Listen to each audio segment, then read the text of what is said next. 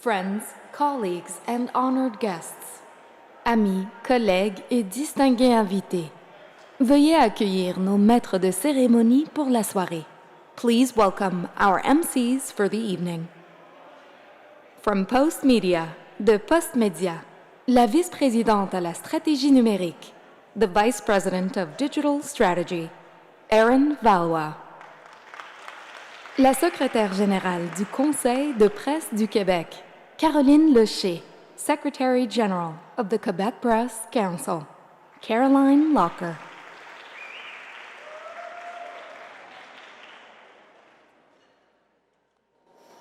Bonsoir. Good evening, Je m'appelle Caroline Lecher.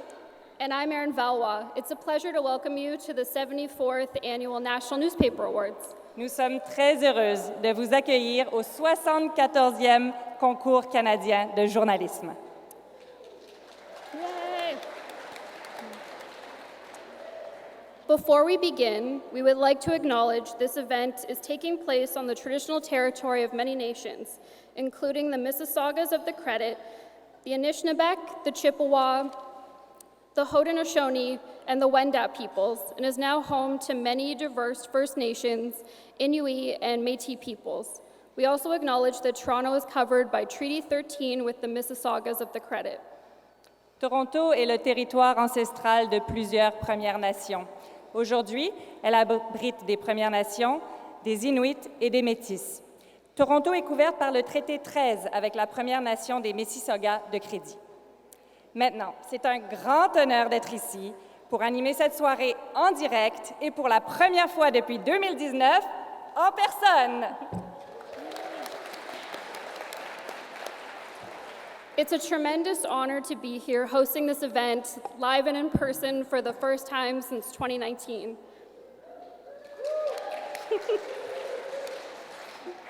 It's also a privilege to be in the same building with so many outstanding journalists. It's very nice to see everyone out of their sweatpants. C'est un privilège d'être entouré de tant de journalistes d'exception ce soir et de se retrouver après cette longue pandémie.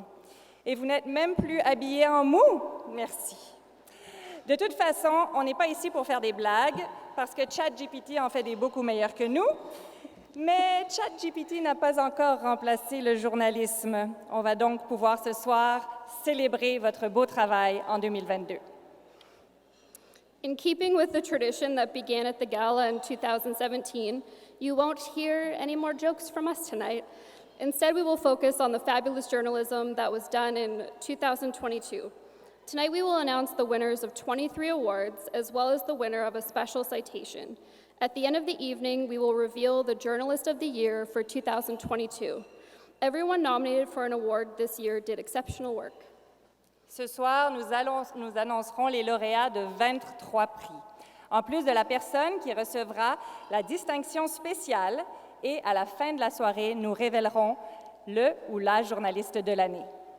Tous les finalistes pour un prix cette année ont fait un travail exceptionnel. Alors, j'aimerais vous demander maintenant, chers finalistes, de bien vouloir vous lever, s'il vous plaît, pour qu'on puisse vous donner une bonne main d'applaudissement et qu'au moins les francophones qui me comprennent se lèvent, s'il vous plaît. Merci.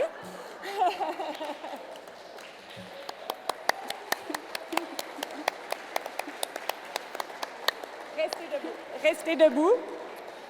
If you don't know French as well, I'd like to ask all of the finalists to please stand up as we can give them the round of applause they richly deserve.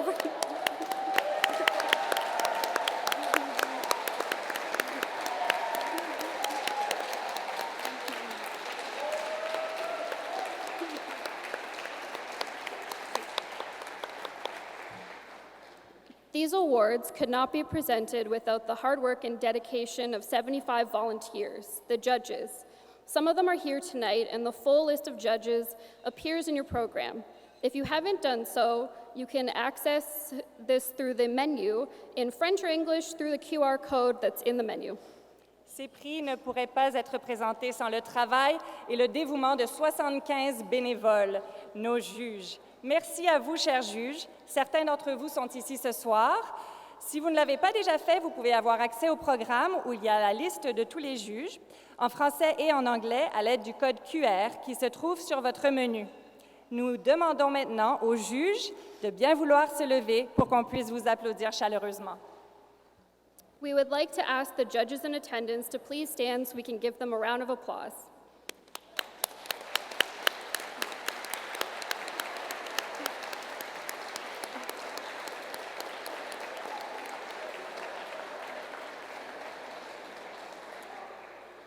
We would also like to thank the sponsors who have made this tribute to your work possible. First of all, our platinum sponsor, the Globe and Mail. Many, many thanks for your continuing support of this awards program. Nous remercions les commanditaires qui ont rendu possible cet hommage à votre travail. D'abord, notre commanditaire platine, le Globe and Mail. Un grand merci pour votre soutien continu envers ce programme de prix. Merci aussi à notre commanditaire extra, le Toronto Star.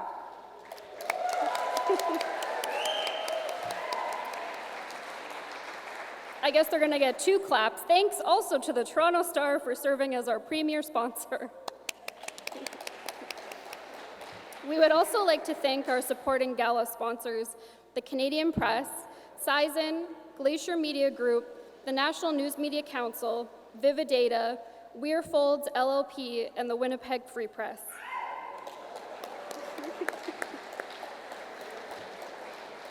Remercions aussi nos commanditaires du gala de ce soir, la presse canadienne, Cision, Glacier Media Group, le National News Media Council, Vividata, Weirfolds LLP et le Winnipeg Free Press.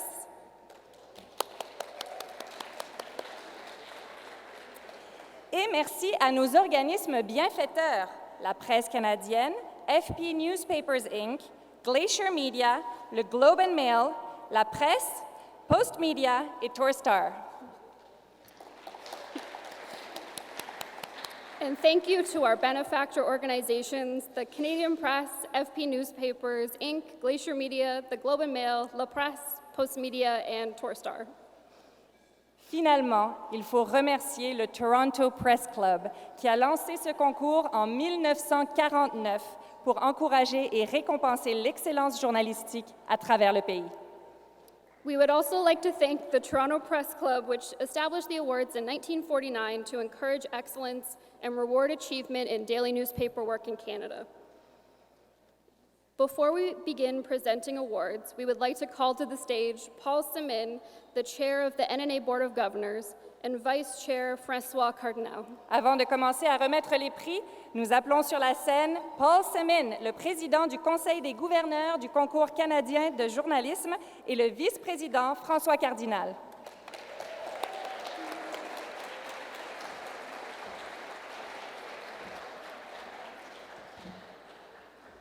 Bonsoir, Paul. Bonsoir.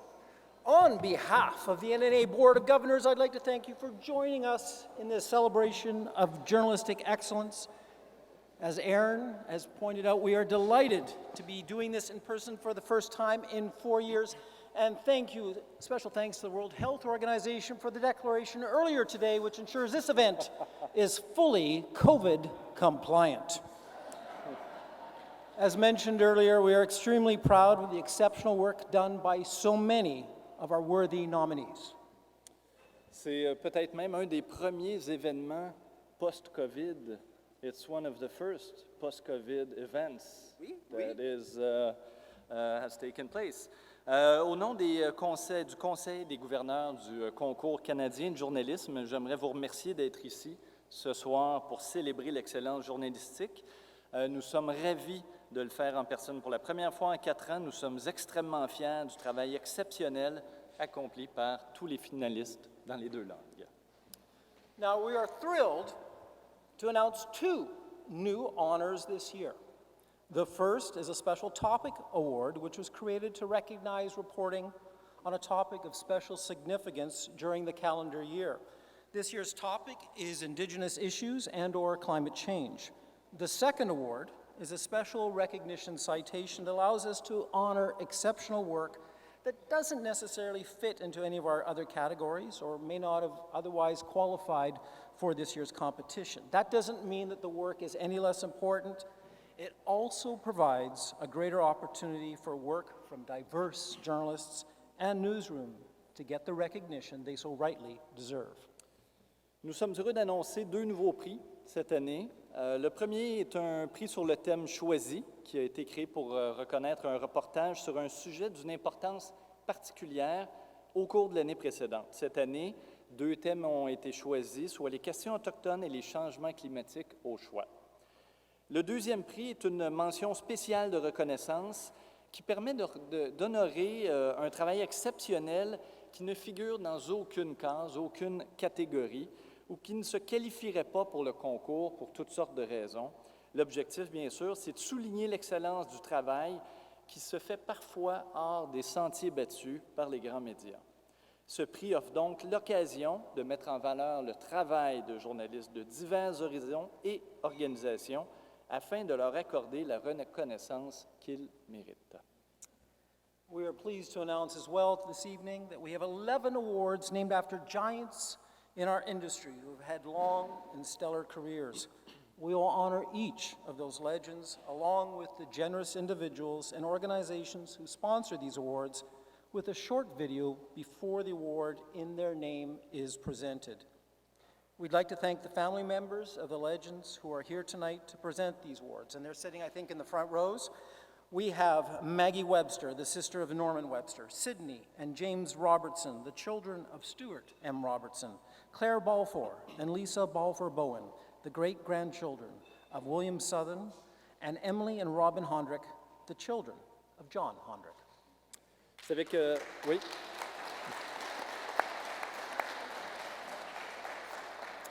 C'est avec un grand plaisir qu'on annonce aujourd'hui qu'on a donc maintenant 11 prix qui portent le nom des grands du métier, ces journalistes qui ont connu des longues et brillantes carrières. Nous allons honorer chacune de ces personnalités, de même que les personnes et organisations qui ont généreusement parrainé les prix. Nous aimerions d'ailleurs remercier les familles de ces grands noms du journalisme qui sont ici ce soir pour présenter les prix. Maggie Webster, la sœur de Norman Webster, Sydney et James Robertson, les enfants de Stuart M. Robertson, Claire Balfour et Lisa Balfour-Bowen, que j'ai eu le plaisir de rencontrer tantôt, les arrière-petits-enfants de William Southam, et Emily et Robin Hondrick, les enfants de John Hondrick.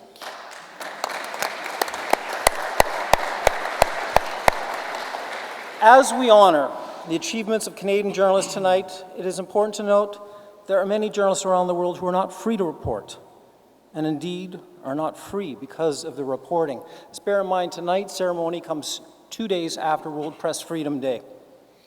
And that day was one in which we could reflect on the fact that Evan Gershkovich of the Wall Street Journal is but one recent and particularly shocking example of the crackdown on free expression by the Russian regime, but there are sadly many others.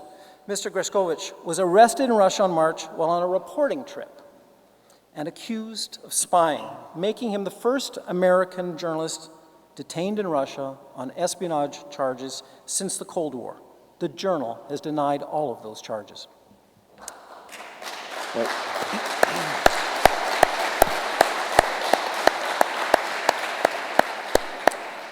On s'en voudrait donc de ne pas rappeler qu'au moment où, ce soir, on rend hommage donc aux journalistes canadiens d'exception, il y a un grand nombre de journalistes à travers le monde qui ne jouissent pas de la même liberté de faire leur travail.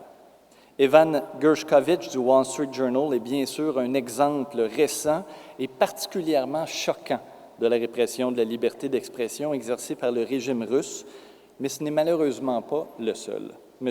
Gershkovich a été arrêté en Russie, vous le savez, en mars, alors qu'il était en reportage et a été accusé d'espionnage, ce qui en fait le premier journaliste américain détenu en Russie sous des accusations d'espionnage depuis la guerre froide.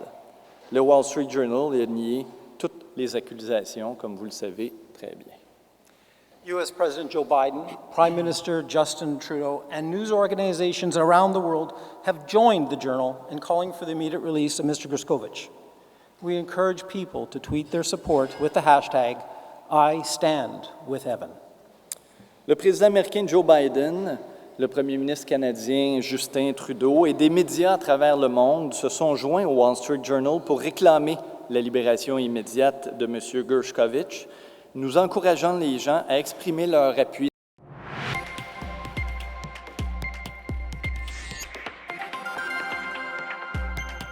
Let's get on with the show and our first award, the Claude Ryan Award for Editorial Writing. Et maintenant, place à la remise des prix avec notre tout premier prix, le prix Claude Ryan pour l'éditorial.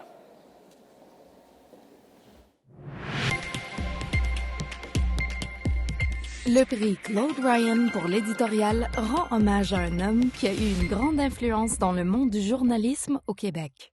Claude Ryan a été un directeur de grand renom du journal Le Devoir, avant de devenir leader du Parti libéral du Québec et, à ce titre, chef du camp du non lors du référendum de 1980 sur la souveraineté. Ce prix est commandité par Le Devoir.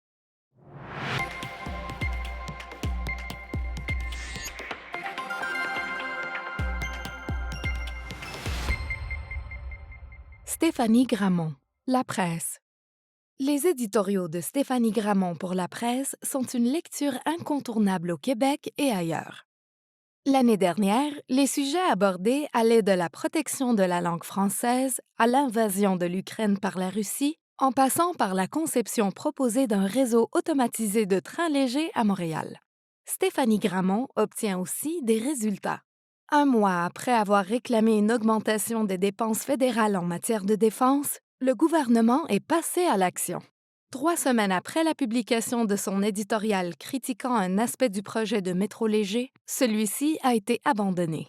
Les juges ont dit qu'elle écrit de façon magistrale et qu'elle a le courage de remettre en question les idées reçues. Selon eux, Stéphanie Gramont tisse habilement des arguments bien documentés qui sont à la fois convaincants et agréables à lire. Peter McKnight, Toronto Star. For editorials to have an impact, they must be clear and they must be compelling. Peter McKnight's editorials for the Toronto Star are just that. In 2022, McKnight challenged the inaccurate and dangerous stereotypes that connect mental illness and violence. He sent a clear message about what Canadian citizens need to do to preserve the gains obtained through the Charter of Rights and Freedoms. He wrote editorials that made a difference. Since McKnight shone a harsh light on Canada's little-known practice of detaining immigrants in jail, 3 provinces announced plans to cease the practice, with the Canadian government under pressure to follow suit. Peter Scowen, Globe and Mail. The Globe and Mail's Peter Scowen wrote editorials on a range of issues last year, but one subject he came back to regularly was the defense of liberal democracy and the dangers posed by politicians who veer into populism. He criticized unserious politicians who see party politics as a game, whose only rule is winning. He took 3 premiers to task for putting populist policies ahead of Canadian values. And he examined the despair people felt as Vladimir Putin and Xi Jinping flexed their autocratic muscles. Judges said Scowen captivates his audience with creative, compelling arguments about what unifies us as a country and protects our democracy.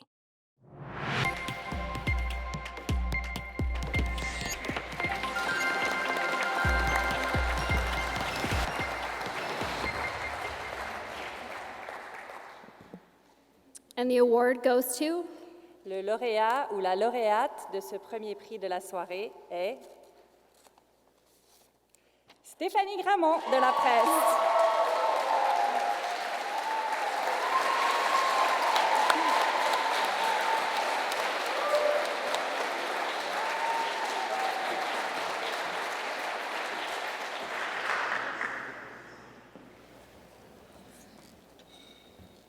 Merci. Congratulations to all the nominees in this room. You're all the best, and keep up the good work. It's so important for the society and for our democracy.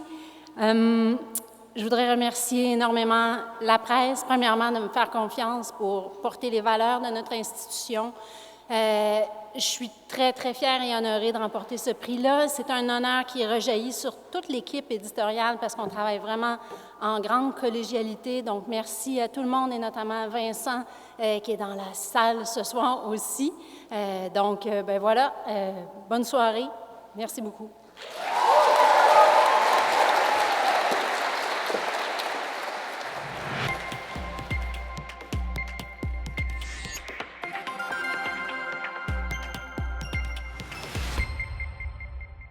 Greg MacArthur and Andrew Willis, Globe and Mail.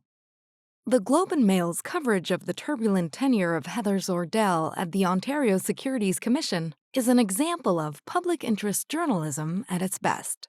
In addition to reviewing questionable dissents drafted by Zordell, Greg MacArthur and Andrew Willis revealed that two sitting commissioners were so appalled by her appointment as chair, they resigned in protest. Questions were raised about Zordell's legal judgment, as well as her intervention with commission staff during a previous stint with the regulator on behalf of a penny stock mining company in which she'd owned shares. 4 months after their article was published, Zordell resigned. Judges called this submission one of the most impactful business stories in Canada last year. Niall McGee, Globe and Mail. In his work for the Globe and Mail, Niall McGee drew back the curtain on Canada's diminishing control of natural resources. Without secure access to the elements that power phones, computers, and utility grids, Canada will struggle to backstop its clean energy agenda. McGee's reporting showed this fragility is largely due to Canada's laissez-faire approach towards Chinese investment in the mining sector. His reporting led to change. In October, the federal government announced it would only allow Chinese investment in the sector on exceptional grounds. A month later, it ordered 3 Chinese state-owned firms to divest themselves from Canadian critical mining companies. And in December, the government announced changes to the Investment Canada Act to toughen scrutiny of foreign takeovers. Marco Chown Ovid, Toronto Star. In 2022, Canadians were hit with the highest inflation rate in decades. The rates were highest and most harmful in supermarkets. The Toronto Star's Marco Chown Ovid wanted to know why. Through inventive research and analysis, he was able to demonstrate that the country's 3 major grocers weren't simply passing along the cost of inflation. They were doing that and more, using the cover of inflation to pad their bottom line. Had profit margins remained at pre-pandemic levels, shoppers would have saved more than $1.4 billion on their food bills in 2022. Judges said his reporting changed the inflation debate in Canada at a time when many Canadians were forced to choose between food and other necessities.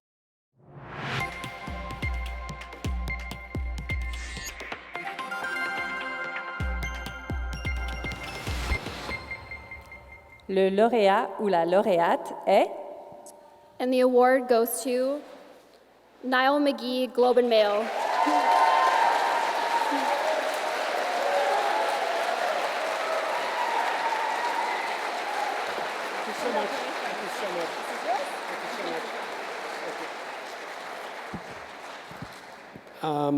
Well, it's really hard, first of all, to compete against colleagues. Andy, I'm looking right at you.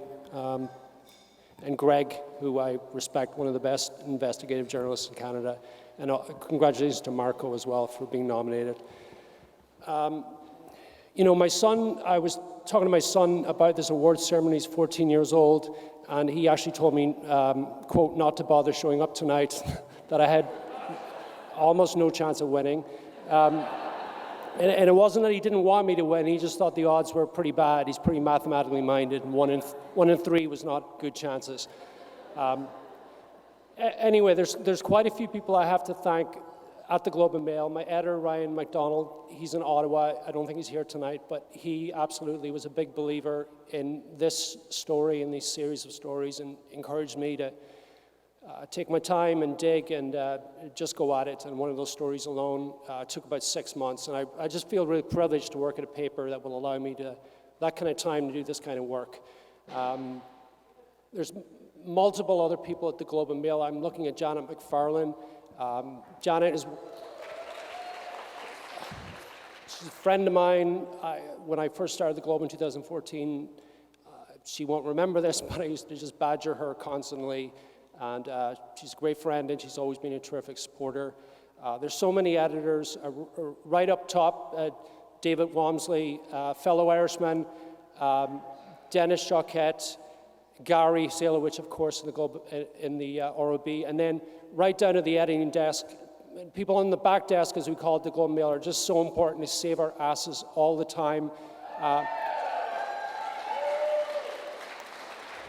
Stan De La Roca is here tonight. I love it when Stan is on a story. We always have a great chat, no matter what. He's an erudite fellow. His mother should be very proud. John Daly, I have to give a shout out to John Daly. I think he worked on a lot of my stories last year, and whenever I see John on a story, I'm just so relieved because I know it's going to go well. Finally, I just want to thank my wife. She's not here tonight, but she really has saved me over the years, and I do mean that, literally saved my life years ago. I wrote about the experience, and she's always supported me as a journalist. She's always been there for me. I could not do this work without her support, and that's it. Thank you so much, everybody.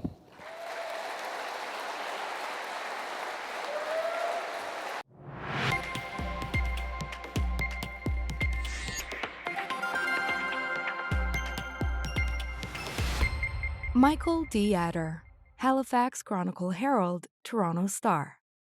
Michael D. Adder uses a pen and ink crosshatch style with cool color washes to produce edgy, steely, memorable images for the Halifax Chronicle Herald and the Toronto Star.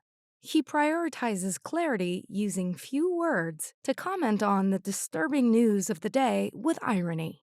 His cartoons in 2022 included sharp commentary on CTV's decision to fire Lisa Laflamme following her decision to let her hair go gray, on connections between the Freedom Convoy and the January 6 rioters at the U.S. Capitol, and on Fox News coverage of the Russian war on Ukraine. Judges said D. Adder's pointedly concise messages demand critical thinking from the reader. Serge Chapelot, La Presse. Serge Chapelot offre au lecteur de La Presse un mélange de styles de présentation, allant du simple dessin crayonné aux photos mariées à des caricatures. Son message est toujours clair. En plaçant un cintre dans la main d'un juge qui s'apprête à ranger sa toge, par exemple, Serge Chapelot parle du recul des droits des femmes aux États-Unis.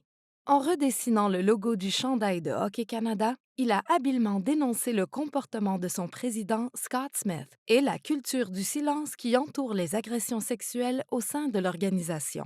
Les juges ont déclaré qu'il était impossible pour les lecteurs d'ignorer les points forts que Serge Chapelot exprime à travers l'art et les mots. Bruce McKinnon, Halifax Chronicle Herald. Bruce McKinnon's illustrations in the Halifax Chronicle Herald stand out.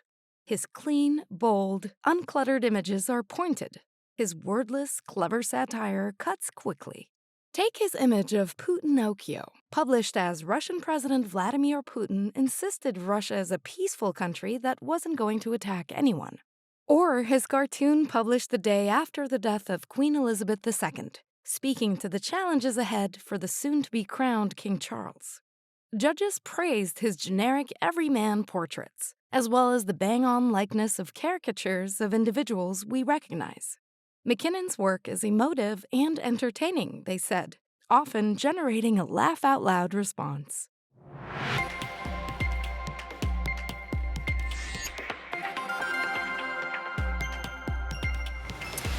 And the award goes to? Le lauréat est Bruce McKinnon, Halifax Chronicle Herald. Bruce McKinnon could not be here tonight, so we have Tim Krochak who's going to accept on his behalf. Is Tim here? Right here. Oh, there you are. Thank you. Thank you very much for Bruce. Thank you. Bruce hates these things, apparently, so he wanted me to pass this on. As political cartoonists, we lampoon people with caricatures. But how do we get these caricatures? How do we get these likenesses? We use photographs. We rise to fame and fortune on the backs of the hardworking photographers for our newspapers. They're the real heroes. Without them, the cartoonists would be penniless nobodies drawing stick figures on bathroom stalls. So thank you, Tim Krochak, the best photographer in the nation, for accepting this award. And sorry I couldn't be here to see how my speech went. Sincerely, Bruce McKinnon. He thanks you.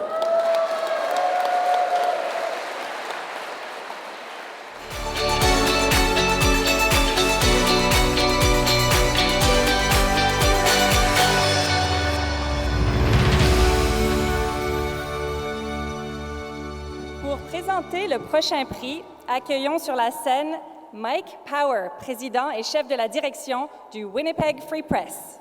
To present the next award, we'd like to welcome to the stage Mike Power, President and CEO of the Winnipeg Free Press.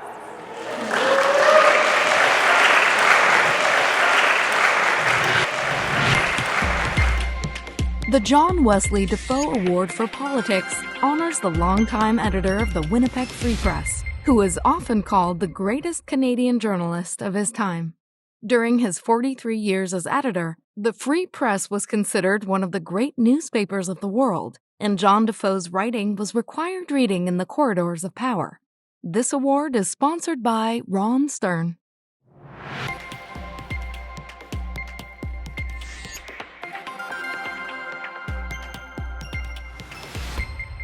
Bill Curry and Mahima Singh, Globe and Mail. A basic role of journalists in a democracy is to uncover truths the government may not want citizens to know.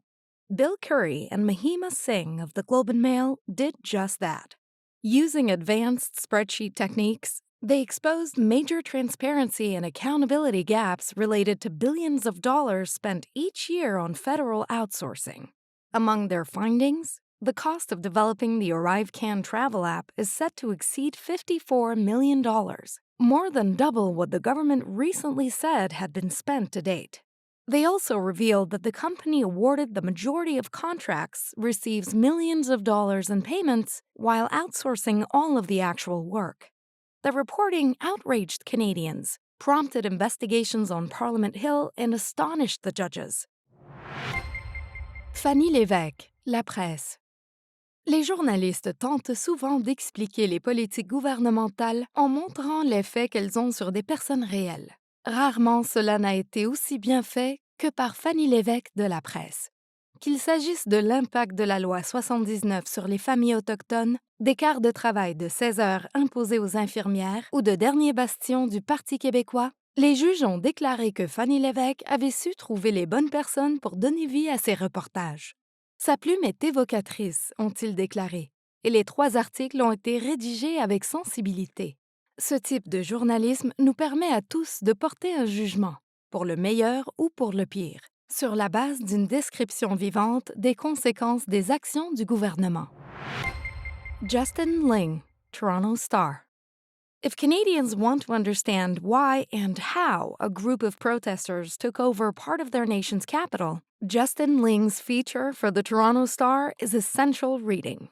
Going far beyond easy-to-get expert interviews, this is journalism that digs into hard-to-find places, including thousands of social media posts, hundreds of hours of videos, and far-right channels.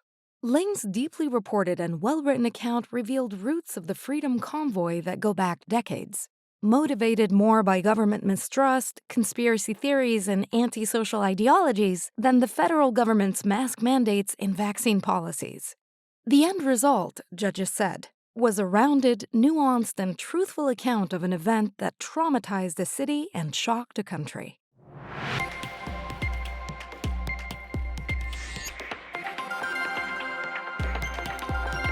And the winners are Bill Curry and Mahima Singh. Congratulations.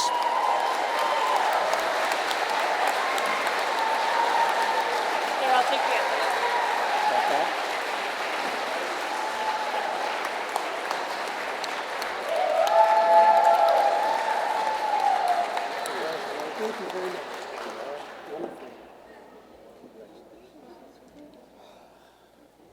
Wow.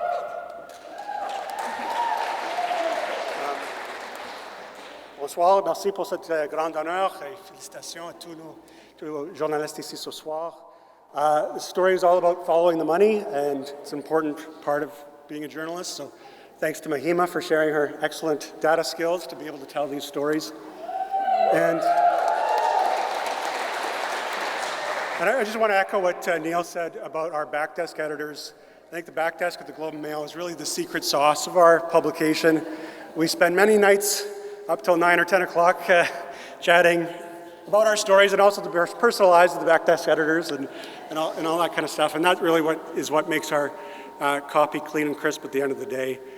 Thanks also to the senior editors who felt the story was important, gave it prominence digitally and on the front pages, and it did, as it said in the intro, produce change and hopefully improve transparency in terms of the way government contracts are disclosed online, which will benefit all of us. So, merci beaucoup. Do you want to say anything? Yeah, I just want to mention in the intro they said that we used advanced spreadsheet techniques, and this is basically just a big thank you to pivot tables, and it's a wonderful skill to have.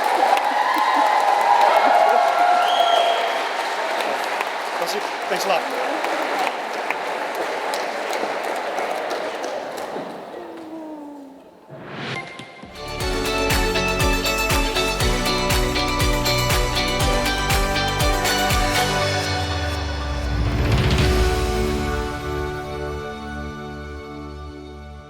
To present the next award, we'd like to welcome to the stage Maggie Webster, the proud sister of Norman Webster. Pour présenter le prochain prix, nous aimerions accueillir sur la scène Maggie Webster, la sœur de Norman Webster. Le prix Norman Webster pour le reportage international rend hommage à un homme qui a eu une carrière influente remarquable au Globe and Mail. On se souvient plus particulièrement de Norman Webster pour sa couverture de la diplomatie du ping-pong au début des années 1970, quand les relations ont commencé à s'ouvrir entre la Chine et l'Occident. Ce prix est commandité par la famille Webster.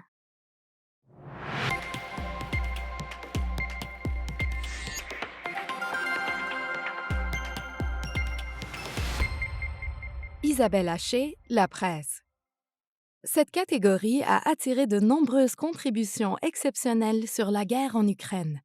Mais les juges ont estimé qu'Isabelle Haché de la presse avait réussi à saisir l'âme d'une nation et de son peuple au début de la guerre. En écrivant rapidement et en tirant le meilleur parti de ressources limitées, Isabelle Haché a produit sur le champ une série convaincante et éloquente, plongeant au cœur de la psyché des gens ordinaires en Ukraine au lendemain de l'invasion. Elle a rapidement pu décrire des personnes dont la vie révèle le désespoir et l'horreur, mais aussi la résistance et la résilience. Son écriture évocatrice a attiré les lecteurs en leur offrant des images, des sons et des émotions brutes dans les rues d'Odessa, de Lviv et de la frontière polonaise. Mark McKinnon, Globe and Mail. The grit and tenacity of the Globe and Mail's Mark McKinnon shone through in his reports from the front lines of the war in Ukraine. McKinnon offered readers a view of the war that went beyond a momentary snapshot, encompassing the weight of time as the conflict bore down upon the lives, spirits, and even the faces of his subjects. This was most evident in his 10,000-word epic on 8 Ukrainians, interviewed time and again over the course of the year. McKinnon's 20 years of experience in the region brought impressive depth to his coverage. Judges said he deserves plaudits for bravery and for offering readers impressions from dangerous parts of the country. Alan Woods, Toronto Star. Timing isn't everything, but it helps to be in the right place at the right time. That was the case for the Toronto Star's Alan Woods, who moved to Moscow in 2018 and was one of few correspondents in Russia at the onset of the war in Ukraine.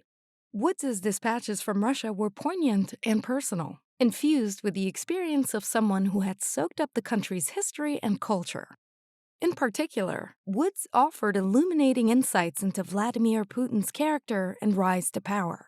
His well-documented portrait ends with a compelling sketch of Vlad the Encircled, the very prism through which Putin envisions his own downfall. Judges called it a complex and insightful depiction.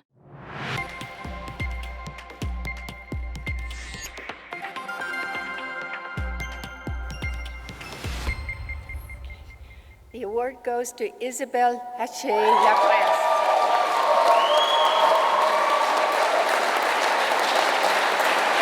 You can have her the award as well.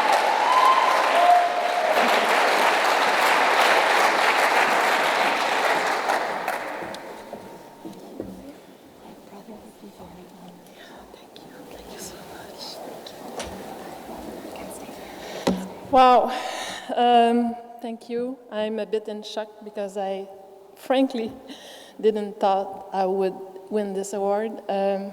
Mark, you know that I'm one of your biggest fan, maybe your biggest fan. Alan Wood, you're such an excellent journalist. Well, I will take it anyway.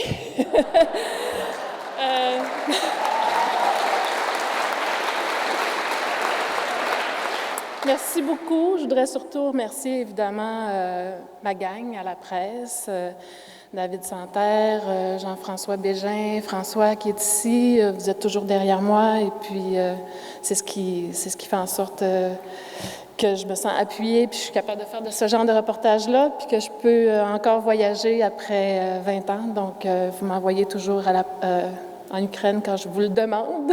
Donc, merci. Merci, j'apprécie beaucoup.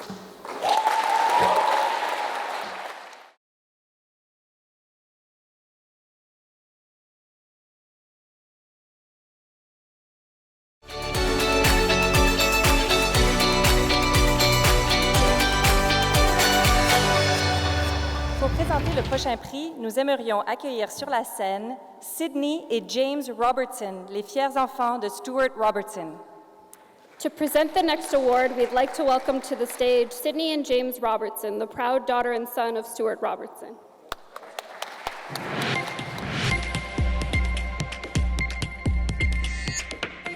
The Stuart M. Robertson Award for Breaking News pays tribute to one of Canada's top media lawyers who provided pre-publication legal advice to editors for decades.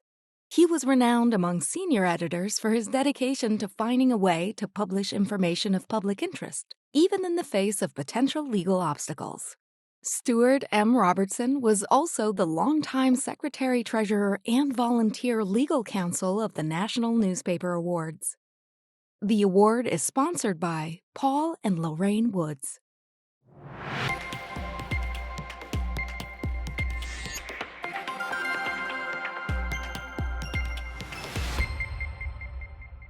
Canadian press. It quickly became clear that the freedom convoy that converged on Ottawa last winter was not a standard protest. The Canadian press made the decision to devote as many resources as possible to their coverage, assigning reporters and photographers to be out in the crowds, while others dug through online sources and stayed on top of political developments on Parliament Hill. Despite the possibility of physical threats, CP journalists managed to weave a clear storyline while events unfolded over the first 36 hours. Coverage included a ticker tape of breaking news, an on-the-fly explanatory piece on the organizers' backgrounds, and an exclusive interview with the Prime Minister. Judges called their work an amazing example of modern breaking news coverage. The Saskatoon Star Phoenix and the Regina Leader Post covered Saskatchewan's deadliest stabbings with the breadth and depth of much larger newsrooms. Reporters in both cities came in early or on days off to cover the killings and stayed into the night. It was a difficult story to cover. The stabbings took place in a remote location. Authorities were saying little, details were changing hourly. 2 live files were updated more than 200 times through the first 36 hours. Other stories ranged from voices of community members in James Smith Cree Nation to alerts for CFL fans attending the Labor Day Classic in Regina. Judges were impressed by the local insight in the stories, saying readers were incredibly well served. Danielle Renaud, Alice Girard-Bossé, Henri Ouellet-Vézina et Isabelle Ducas. La presse. Un scandale mettant en cause un prestigieux programme de basketball dans une école secondaire n'est pas une nouvelle de dernière heure habituelle. Mais entre les mains habiles des journalistes de la presse, l'affaire a éclaté et s'est déroulée rapidement. 3 entraîneurs très appréciés ont été arrêtés et accusés de crimes sexuels contre leurs joueurs. En peu de temps, Daniel Renaud, Alice Girard-Bossé, Henri Ouellet-Vézina et Isabelle Ducas ont mené avec autorité les lecteurs à travers une histoire captivante, se concentrant sur le choc ressenti au sein de la communauté scolaire. Ils ont interrogé des parents, des enseignants et des experts, abordant les dangers de laisser le succès dans le sport éclipser les signes d'alerte clairs concernant des actes répréhensibles. Les juges ont qualifié ce reportage de percutant et bouleversant.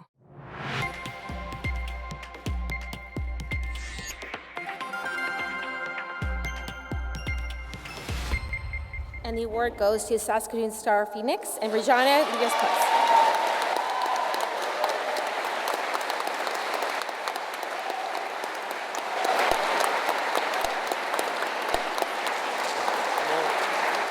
Congratulations.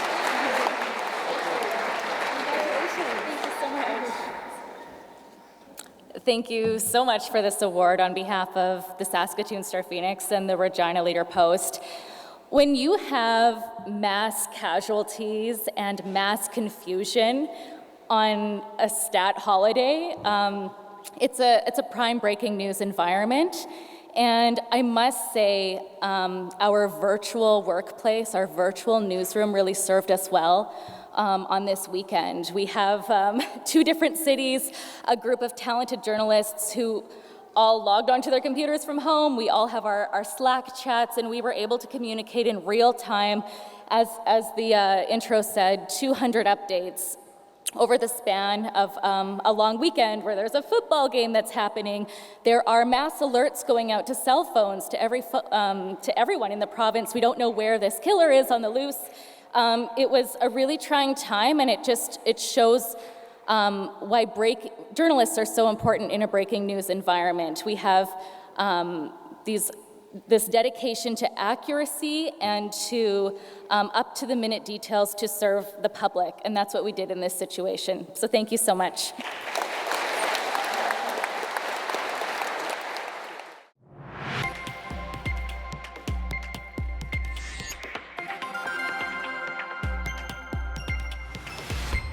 Michelle Berg, Saskatoon Star Phoenix. Saskatoon Star Phoenix photojournalist Michelle Berg was up early listening to her police scanner when she heard about a standoff between police and William Henderson, who was wanted on a Canada-wide arrest warrant. Events like this are challenging for photographers, who must juggle personal safety with finding the best place to take a photo. The first journalist on the scene, Berg was able to position herself behind a police cruiser. Using her 200mm lens, she caught Henderson's eye, capturing what the judges called a riveting, tight image of him staring down her lens. Berg also gathered information that was missing from the police media release, helping the Star Phoenix to break the story. Steve Russell, Toronto Star. The weeks-long Freedom Convoy protest in Ottawa was voted News Story of the Year by the Canadian Press. Judges said Steve Russell's photo of the event for the Toronto Star contained all the important elements, capturing in one frame the polarized views of the nation. Judges liked the long lines of police officers and protesters shown face-to-face, as well as the composition of the image. By positioning himself close to the action, Russell could shoot wide and cover the large scope of the protest, the Parliament buildings, the Canadian flag, and the thousands of people in frigid winter weather. Anton Skiba, Globe and Mail. On February 24, 2022, photojournalist Anton Skiba, along with most Ukrainians, took cover as Russia began its aggressive invasion of their country. Cruise missiles rained down on the capital of Kyiv. Early the next morning, Skiba went out to photograph the extensive damage and the shocked reaction of citizens. He came upon a young girl alone on the edge of a crater, in front of what had been a 9-story building. Judges loved the quiet image, praising Skiba's perfect timing and composition. They said, the body language of the girl reflects the sad disbelief of her violent new reality in a country at war.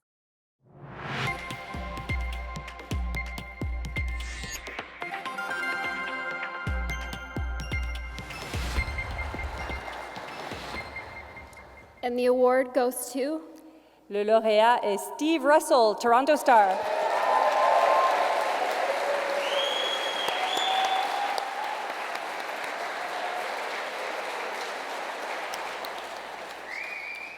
Thank you. I'm not one for speeches, so I'll be quick. I'd like to thank Tara Slonich, our visuals editor, who convinces editors to keep sending us out to events like this. And today I'm joined by a lot of photographers. I haven't seen this many photographers at an NNA's in a long time.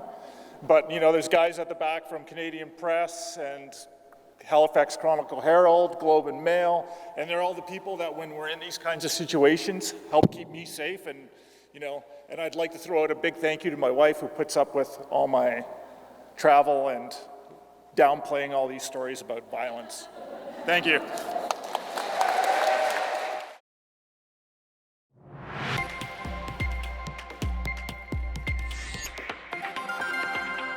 To present the next award, we'd like to welcome to the stage Sandra Martin, Head of Newsroom Development for the Globe and Mail. Pour présenter le prochain prix, nous accueillons sur la scène Sandra Martin, chef du développement pour la salle de nouvelles du Globe and Mail.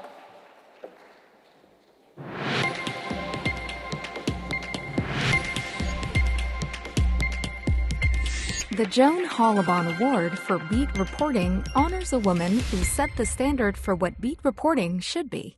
As the Globe and Mail's medical reporter from 1959 to 1985, Joan Hollabon developed expertise that allowed her to tackle breaking news, investigative pieces, and explanatory articles with equal ease.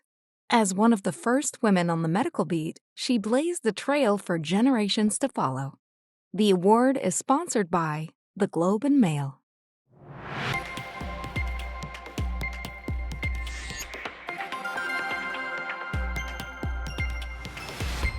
Sean Fine, Globe and Mail. As Canada's media expert on the Supreme Court, the Globe and Mail's Sean Fine is the epitome of a beat reporter. He delivers stories on complex legal issues with authoritative knowledge, historical context, and exceptional writing. His work illustrates how rulings and dissents signal a political and social shift underway at Canada's highest court. His data mining shows how defense lawyers have been on the losing end of sexual assault appeals for the past decade. His reporting on a landmark ruling that gives mass killers the right to a parole hearing after 25 years explains the impact of the decision, particularly on victims' families. Judges said Fine makes complicated, even mundane legal stories compelling and relevant. Katia Gagnon, La Presse. Katia Gagnon de La Presse a mis à profit 15 ans d'expérience dans sa couverture empathique de la protection de la jeunesse en 2022, sonnant l'alerte sur le fait que les tragédies et les leçons du passé sont condamnées à se répéter à l'intérieur d'un système cloisonné et embourbé dans la bureaucratie.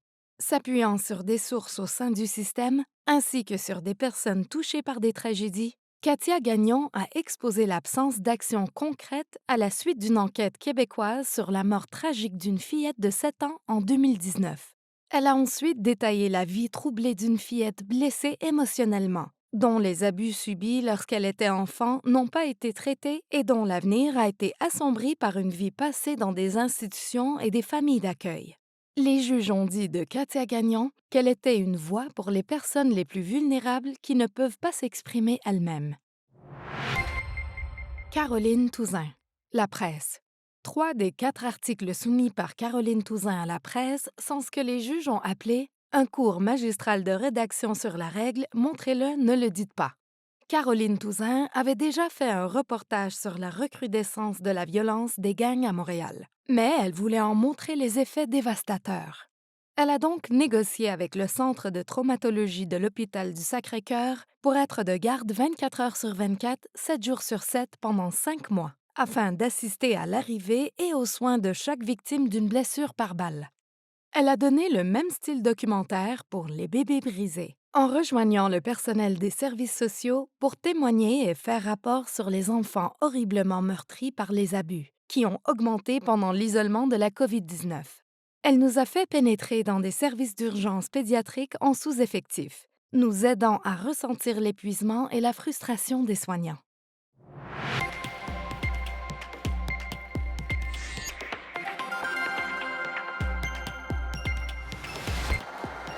Le lauréat A, the award goes to Sean Fine from the Globe and Mail.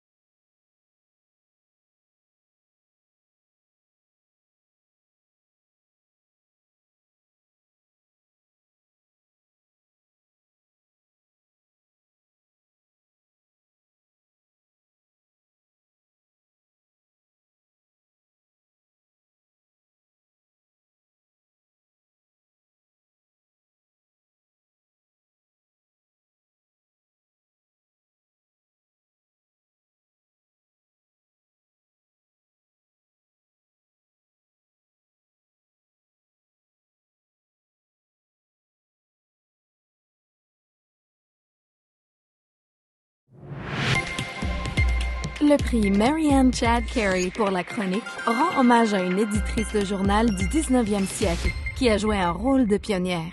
Née aux États-Unis et élevée par des parents noirs libérés qui ont été très actifs pour l'abolition de l'esclavage, Marianne Chad Carey s'est établie dans le sud-ouest ontarien au début des années 1850. Elle y a fondé le Provincial Freeman, un journal de combat pour l'abolition de l'esclavage et la libération complète des personnes ayant été réduites à l'esclavage.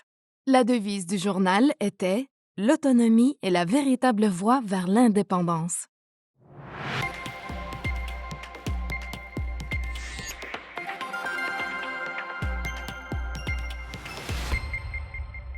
Isabelle Haché, La Presse.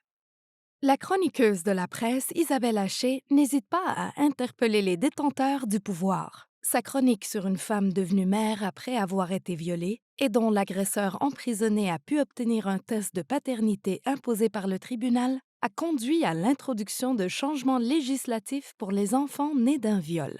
Son article sur Carole Dubé, le mari d'une autochtone décédée à l'hôpital sous les insultes racistes du personnel soignant, a entraîné des excuses de la part du premier ministre François Legault. Son empathie se manifeste pleinement lorsqu'elle s'immerge dans la vie des gens qu'elle rencontre, y compris en Ukraine.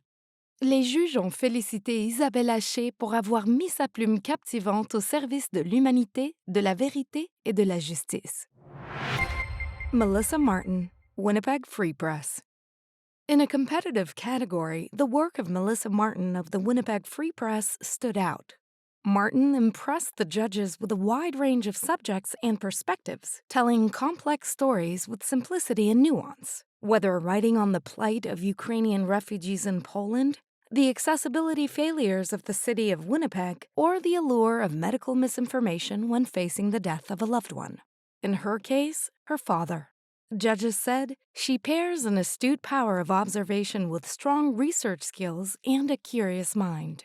Her columns, they said, strike at the heart of what it is to be human, to experience loss, solidarity, and anger. Laura Julie Perrault, La Presse. Laura Julie Perrault a offert aux lecteurs de La Presse un regard unique sur l'invasion russe en Ukraine. Alors que d'autres écrivaient à partir de l'Ukraine, Laura Julie Perrault écrivait sur la Russie. Le pays dont elle est tombée amoureuse dans son enfance, le danger que représente Vladimir Poutine, les Russes qui ont trouvé refuge en Turquie. Sa connaissance approfondie du pays et sa vaste expérience journalistique lui ont permis d'humaniser le conflit, aidant ainsi les lecteurs à comprendre la complexité de la situation et la diversité des opinions au sein de la Russie et de sa diaspora. Les juges ont estimé que le travail de Laura Julie Perrault se démarquait, démontrant à quel point il est important pour les médias canadiens d'avoir des chroniqueurs internationaux qui savent expliquer le monde pour l'avoir parcouru.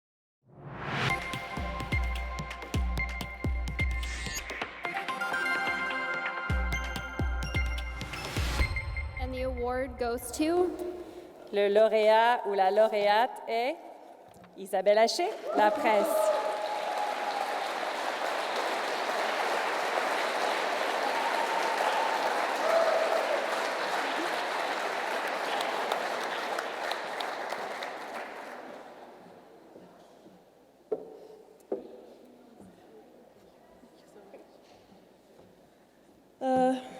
Thank you very much. Thank you. Thanks to the organization. Thanks to the jury. Congrats to the other nominees. Melissa Martin, I'm following you from Montreal, and I think you're amazing. Laura Julie, je te suis juste à côté de moi, ma voisine de bureau, puis je te trouve extraordinaire aussi d'avoir un carnet de contacts tellement incroyable. Donc, ben merci, bravo à tout le monde, puis bonne soirée.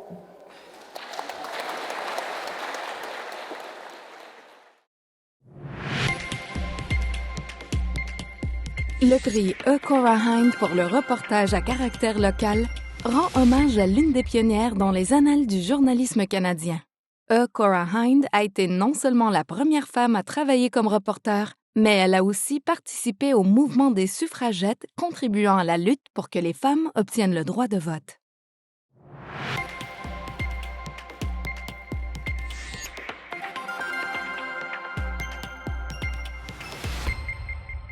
Anne Lovely-Étienne et Camille Dauphinet-Pelletier, 24 heures. Lorsque Anne Lovely-Étienne a entendu des rumeurs sur le comportement raciste d'un patient du CLSC de Montréal-Nord à l'égard du personnel soignant, elle a voulu enquêter. En collaboration avec Camille Dauphinet-Pelletier, elle a mis au jour un système de racisme, d'intimidation et de violence délibérément ignoré. Grâce à une écriture claire et concise, le reportage a mis un terme aux préjudices subis depuis des années par les professionnels de la santé noirs. En demandant des comptes, Anne Lovely-Étienne et Camille Dauphinet-Pelletier ont appris que l'employeur avait négligé de prendre des mesures raisonnables pour atténuer le préjudice.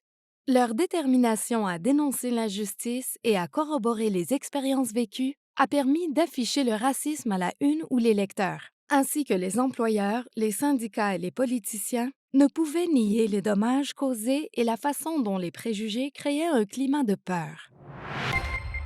Stéphane Labbé and Pippa Norman, Glacier Media. In a small-town EV divide, Glacier Media's Stéphane Labbé and Pippa Norman bring local context to a global issue. In this case, climate change. Their goal? To unravel how transportation emissions were changing at a municipal level as the pandemic radically altered people's driving habits. It's an important issue. Transportation is one of the largest sources of greenhouse gas emissions in BC. Over several months, Labbé and Norman were able to combine, clean up, and analyze data to create a compelling, well-written story with a range of perspectives. Judges said the impressive use of data visualization took the piece a step further, allowing readers to fully grasp the trend and direction the story was highlighting. Juanita Mercer, St. John's Telegram. Juanita Mercer's stories on the absence of pay equity legislation in Newfoundland and Labrador resonated with the judges. Just back from maternity leave and on a new beat for the St. John's Telegram, Mercer recognized an important story from a single question by the opposition and was diligent in her reporting. She spoke to former politicians and current ones, filed access to information requests, and sought out interest groups. Written in clear, concise prose, her stories speak to the ongoing injustices faced by women and non-binary people in the province due to the absence of legislation. 7 months after Mercer's first story and 30 years after the other Atlantic provinces, the government tabled legislation to address the inequities.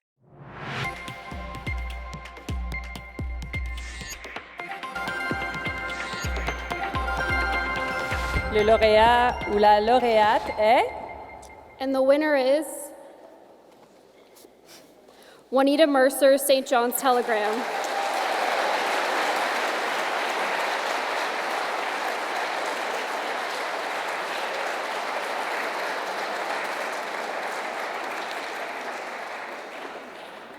Congratulations. I was not expecting this. I'm from a really tiny community of like 75 people, and they're like all my cousins on a rock in the middle of the North Atlantic, so I don't feel like I belong here. Anyway, someone said I should write a speech just in case, so I have it on my phone. Right.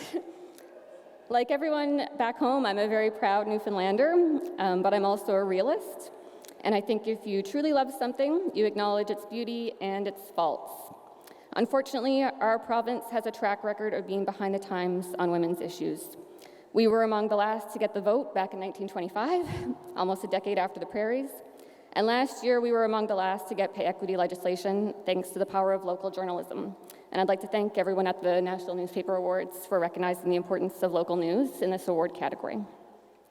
I'd like to dedicate this award to all the people in Newfoundland and Labrador who love the province fully, and that means not just bragging about how awesome we are, which we are, but also acknowledging our faults and working to improve them. So thank you to the people who did that work before me and therefore made my job easier.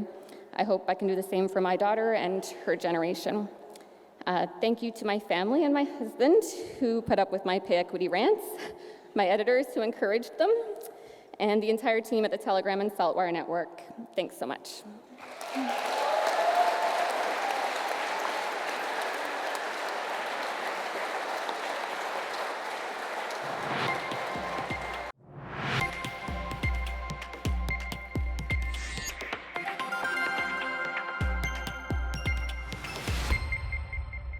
Catherine Blaise-Baum, Globe and Mail. The best explanatory work should leave readers better equipped to make informed decisions about their lives. By laying out the devastating effects of rising temperatures on a human body, the Globe and Mail's Catherine Blaise-Baum effectively illustrates the dangers of climate change. Her writing and accompanying graphics clearly explain the toll climate change has already taken on the human body. In less than 3 minutes, an accompanying video shows how rising temperatures can destroy us. Judges praised Baum for taking a global issue and making it a personal one. The number of people who stand to gain from her work, they said, is limited only to the population of this planet. Vincent Brousseau-Pouliot, La Presse. Aborder une question politiquement et culturellement sensible de manière juste et équilibrée nécessite une approche mesurée qui permet aux lecteurs de tirer leurs propres conclusions. C'est ce qu'a fait Vincent Brousseau-Pouliot de La Presse dans son article explicatif sur cette question. De combien d'immigrants le Québec a-t-il besoin? En analysant les chiffres de l'immigration d'une manière presque scientifique, Vincent Brousseau-Pouliot a laissé les chiffres parler d'eux-mêmes. Qu'il l'ait fait sans rendre l'article aride ou difficile à suivre est impressionnant selon les juges. Par ailleurs, son utilisation de sous-sections structurées et de graphiques simples a permis d'obtenir une répartition digeste de réponses à la question posée. Les juges ont estimé que ce travail avait nécessité des recherches extraordinaires, une vérification des faits et une réflexion critique. Tyler Olson, Fraser Valley Current. Tyler Olson's 2-story package for the Fraser Valley Current explains in fascinating detail why the Nooksack River, which flows entirely through the United States, is such a threat to thousands of Canadians in southwestern BC. Canadians learned about the Nooksack in November 2021, when the river overflowed, triggering catastrophic flooding in the Sumas Prairie. Olson explains how the river has been shaped and changed by natural and human intervention. Judges called the writing exquisite, the presentation impressive. Making full use of the limited resources of a small media house, Olson cleverly used Google Earth to pause the words and expand the reader's understanding of the issue. It's smartly explained, judges said, with an enduring shelf life.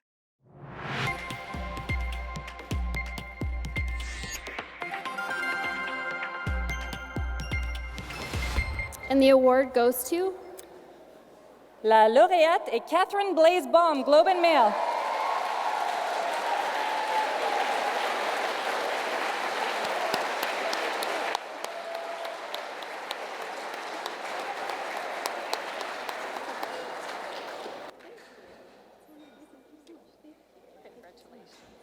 Thank you. Yes. She said congratulations to us both, which was very kind. Wow, I was not expecting that. Vincent and Tyler, your work was incredible. So yeah, just thank you so much to the judges for recognizing this. I really appreciate it. It was this terribly challenging piece to write. Shout out to science reporters because dealing with really complicated subject matter is tedious and time-consuming, but also really fun.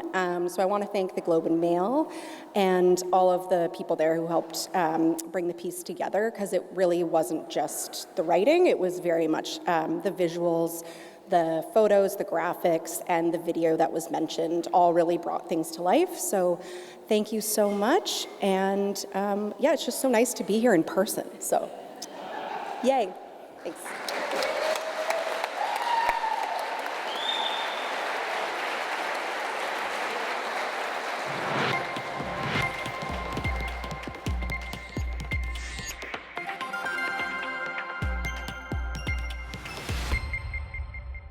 Lori Ewing, Canadian Press. Through her 21 years with Canadian Press, Lori Ewing developed an unparalleled contact list in the elite amateur sporting world. The rewards of that work and the trust she earned were on full display last year when she revealed serious cracks in the relationship between athletes and their national governing bodies. She detailed assertions of a toxic culture at Boxing Canada, demands for resignations at Bobsleigh Canada Skeleton, emotional and physical abuse at Gymnastics Canada, and the silencing of athletes through non-disclosure and non-disparagement agreements. Her relentless reporting led to tougher federal requirements to ensure sports bodies serve and protect athletes effectively, improvements in transparency and governance at several organizations, and the appointment of Canada's first Sport Integrity Commissioner. Cathal Kelly, Globe and Mail. Globe and Mail columnist Cathal Kelly is a writer's writer with a breadth of knowledge that elevates his work. Who else would compare broadcast evidence of a tennis player's decline with a memento mori symbol in the corner of a Dutch master painting? But Kelly, the judges said, is much more than just a sophisticated writer. With his understanding of sports place in society, he widens the field of play in sports writing. His entries on the last hurrah for Leafs legend Boreas Salming, the impending retirement of tennis immortal Serena Williams, and the excitement generated by soccer star Alphonso Davies do not simply demonstrate Kelly's range. They also reveal his knack for going deeper than the game to tell us something about society and our shared humanity. Grant Robertson, Globe and Mail. Grant Robertson's reporting on Hockey Canada's management of sexual assault cases galvanized the country. His revealing of the National Equity Fund generated anger and alarm, from Parliament Hill to rinks in rural and remote areas. Robertson's stories for the Globe and Mail and the fallout from them led to major changes at the top of Hockey Canada and perhaps throughout the culture of our national game. By developing essential sources, asking the right questions, and examining stacks of documents, Robertson built a bulletproof account, clearly written and rich in precise detail. Judges said his sources, his grasp of the big picture, and his tenacity led to one of Canada's biggest stories in sports or any other domain of 2022.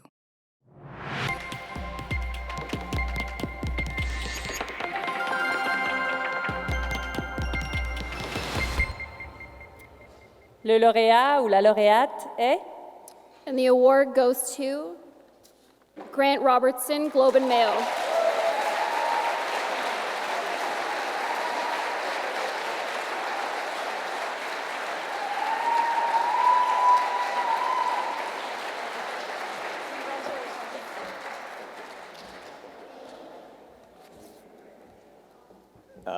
Wow, thank you. I'm not sure if they're here tonight, but to be nominated alongside Lori and Cathal, two of the finest reporters I've worked with and around sports or otherwise. To see the respect that athletes have for Lori in the field is impressive. And Gahal, I think he's one of the best writers in our industry these days. So to them, I'm not sure if they're here, but I share this with them.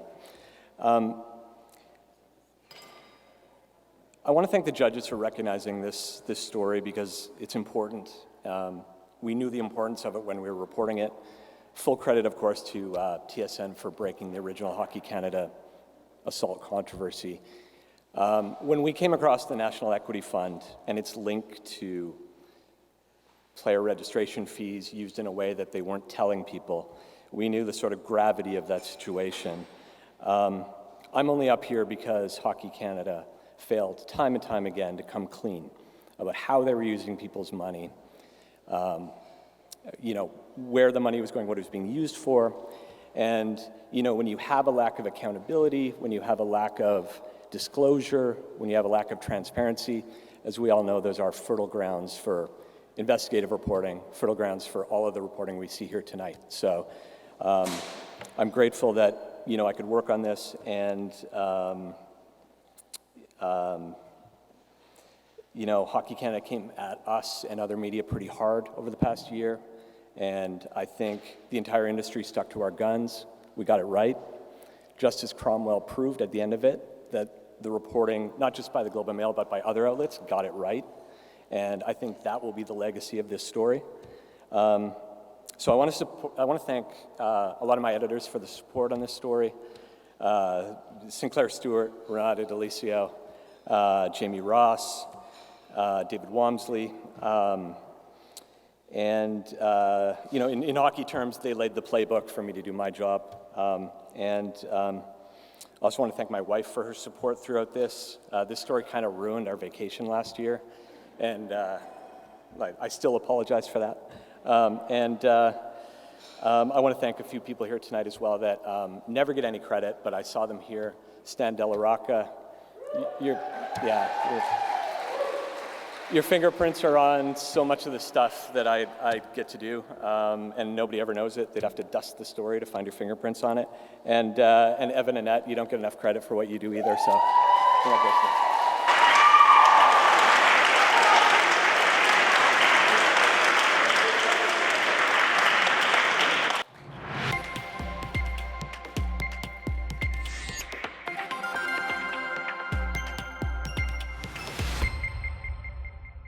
Frank Gunn, Canadian Press. It's the type of photo one would frame and hang on a wall. Canadian Press photographer Frank Gunn was perfectly positioned to capture Italian skier Sofia Goggia as she soared over the downhill course at Lake Louise on her way to winning a World Cup title in December. The skier's red vest and bright green poles help her stand out from the background. Judges praised the composition, the lighting, and the scene-setting vista. They said Gunn's willingness to think creatively and find the perfect location made this image a deserving finalist. Frank Gunn, Canadian Press. It's a moment Toronto Blue Jays fans are still struggling to forget. Shortstop Bo Bichette crashing into center fielder George Springer while chasing down a ball in shallow center field during Game 2 of a best-of-3 playoff series against the Seattle Mariners.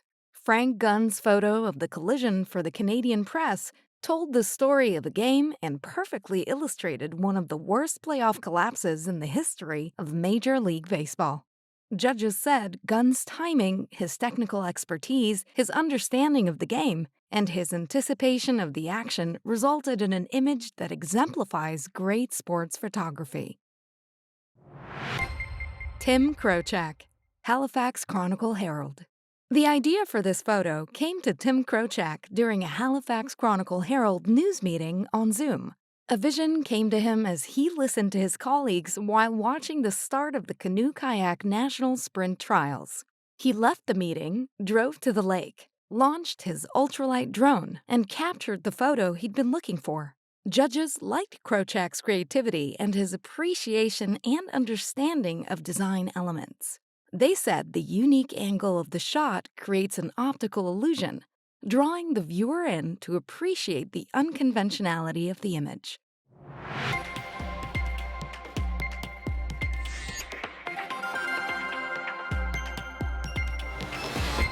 And the award goes to? Le lauréat est Frank Gunn, Canadian Press.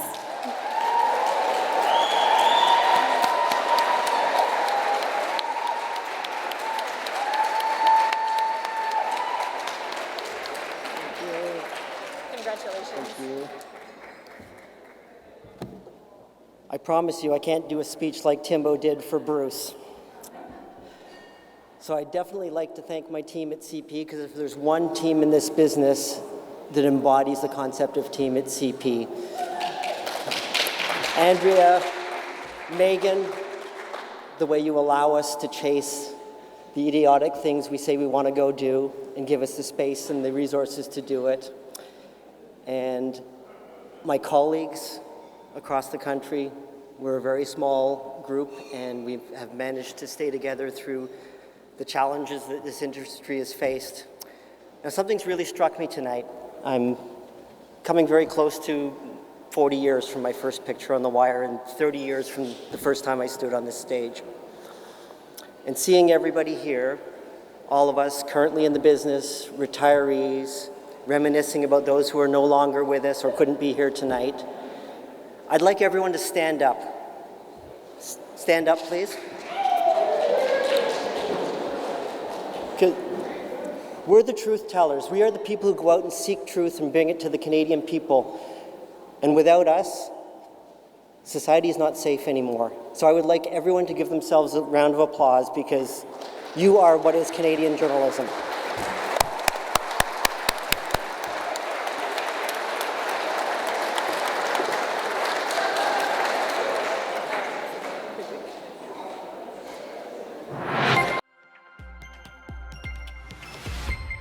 Carol Linnett, Eric Leggetti, Ashley Tam, Sean Parkinson, and Jimmy Thompson. The Narwhal. The Narwhal's entry demonstrates deep, committed reporting on an important story: Indigenous guardians who safeguard their territory and act as conservationists. It also demonstrates investment in design. The Narwhal upgraded its website to incorporate video, data, and interactive mapping, allowing readers to immerse themselves in the project and experience life as a Wickenow Coastal Guardian watchman. Judges said the interviews felt intimate and the storytelling was strong. Of particular interest to judges was the effectiveness of the collaboration between Humber College and the Narwhal, as well as the support of the Pulitzer Center for Crisis Reporting. They called the final product by Carol Linnett, Eric Leggetti, Ashley Tam, Sean Parkinson, and Jimmy Thompson an impressive and immersive experience. Christopher Manza, Globe and Mail. In his portfolio of work for the Globe and Mail, Christopher Manza demonstrated a diverse and innovative set of approaches and techniques. His visually bold feature on Olympic ice dancing helped to demystify a nuanced sport. In How to Move a Capital City, he offered an intuitive experience for readers, with both vertical and horizontal scrolling, making great use of visuals from Indonesia. For his sobering presentation on the devastating drought and famine across the Horn of Africa, he used extraordinary photographs to shine a light on an underreported story. Judges said Manza elevated reporting, made superb use of visuals and data, and that each of the three pieces was award-worthy on its own. Sandrine Vieira, Cédric Gagnon et Antoine Noreau. Le Devoir. À l'occasion de la Conférence des Nations Unies sur la biodiversité tenue à Montréal en décembre, une équipe de journalistes du Devoir a décidé d'enrichir sa couverture des questions environnementales. Sandrine Vieira, Cédric Gagnon et Antoine Noreau souhaitaient notamment mettre en lumière les espèces en péril au Québec, ainsi que les menaces qui pèsent sur leur survie. Ils ont passé des semaines à trouver comment marier les différents éléments, photos, illustrations, graphiques et cartes, et créer un format qui ne submergerait pas les lecteurs, leur permettant de sélectionner les espèces qui les intéressent plutôt que de lire des tonnes de contenu. Les juges ont estimé que les concepteurs avaient su faire comprendre aux lecteurs une crise mondiale de manière interactive, en démontrant l'impact du déclin de la biodiversité au niveau local.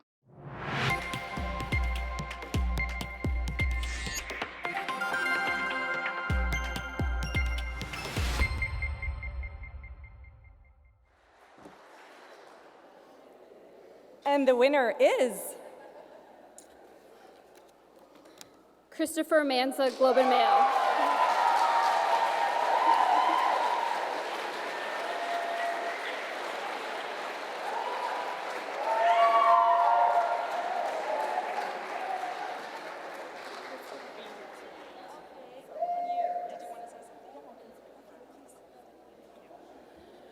I'm obviously not Chris Manza,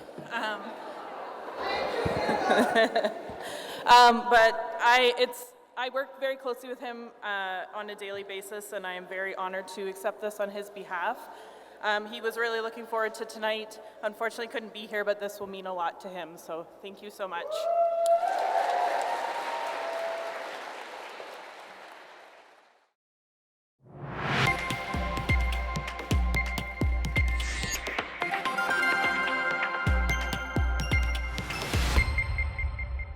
Charles-Éric Blais-Poulain et Marissa Groguet, La Presse. La pandémie a eu un impact dévastateur sur les gens qui vivent des arts du spectacle.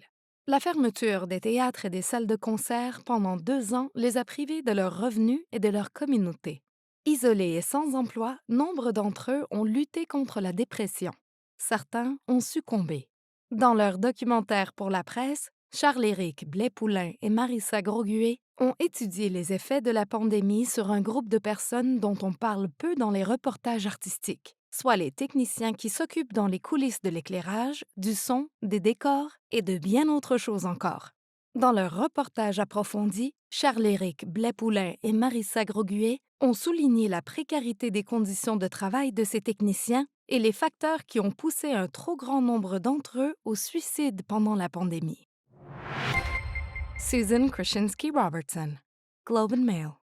In her farewell to Karen Kane, the Globe and Mail's Susan Krasinski-Robertson pulls readers deep inside the magical world of ballet at a transitional moment for both Kane and the National Ballet of Canada.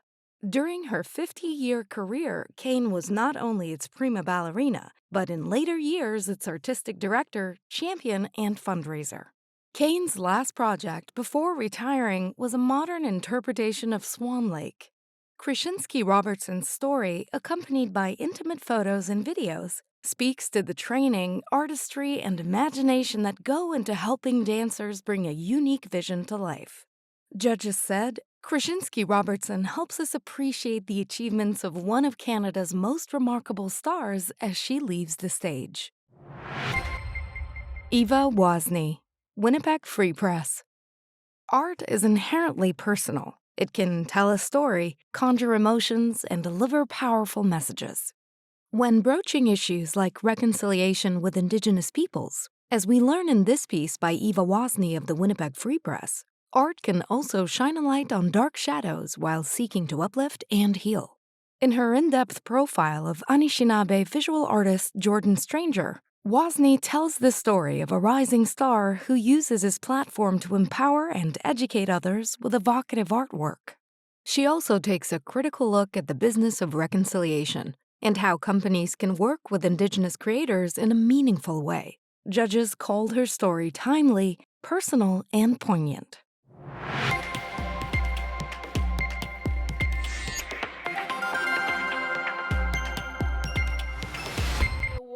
Goes to. Les lauréats sont Charles-Éric Blais-Poulain et Marissa Groguet de La Presse.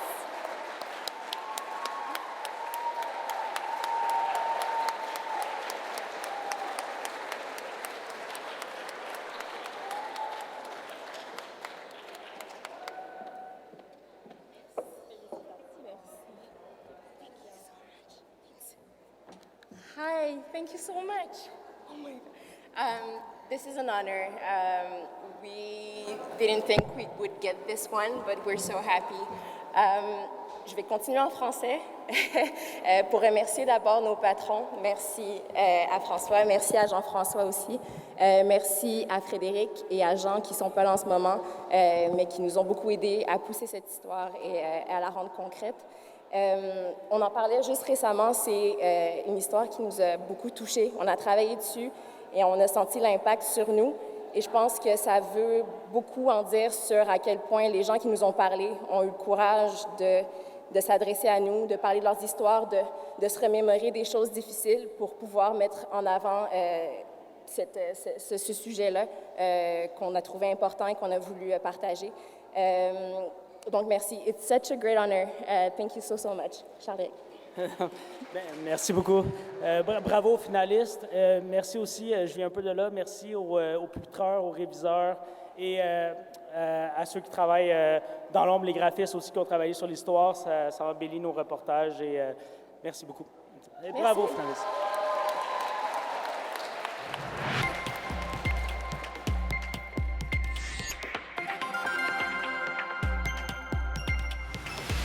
Nathan Dennett, Canadian Press. Out of the many photos of Pope Francis's visit to Canada last year, judges liked a photo by Nathan Dennett for the Canadian Press the best. Dennett was able to capture a unique moment, they said, that other photographers might not have recognized. One of the judges noted how poignant it was that the Pope is positioned so far back in the photo. While he is part of the grouping, he is also removed from it. Judges noted that while the Indigenous men at the front of the photo look vibrant and strong, the Pope looks small in the background, his head hung low in shame. Dustin Patar, Canadian Press. Dustin Patar's photo from Iqaluit for the Canadian Press is intriguing, judges said, inviting viewers to explore the image. It's only as viewers peel back the layers that they will realize the photo is about the lack of clean water in northern Canada. That what it shows is people of Iqaluit collecting water from holes carved into the ice of a river. While it would have been a standard news image in daylight, judges said it is elevated by the backlight of the vehicle lights, the ice-cold blue, and the visible breath of the people in the foreground. Robert Skinner, La Presse. Un moment qui aurait pu être loupé par un photographe moins bien préparé a offert une belle occasion à celui qui était prêt. Robert Skinner de La Presse. Les juges ont apprécié la spontanéité de cette image d'un homme faisant de l'exercice dans l'unité de COVID-19 d'un hôpital, tout en louant sa composition et son éclairage.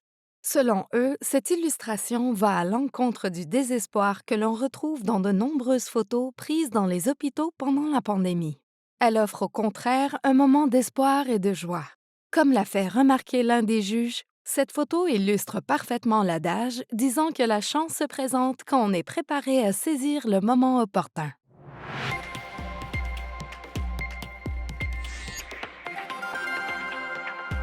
Le lauréat est... And the award goes to Robert Skinner, La Presse.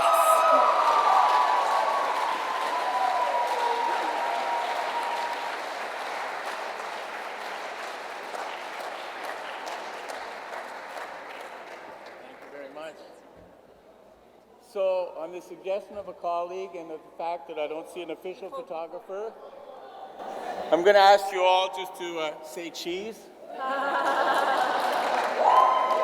Oh, I missed the moment. Okay, here we go. Thank you for that. Listen, congratulations to the other nominees. The photos were fantastic. Congratulations to all the nominees. Listen, it took almost 2 years to get into a hospital. It took too long for us to get access to hospitals. And when I finally got in there, they were so happy to see me, they started doing cartwheels. So, listen, it was tough covering the pandemic.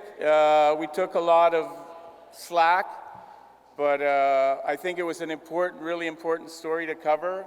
And for photographers and reporters, we were documenting a historic event.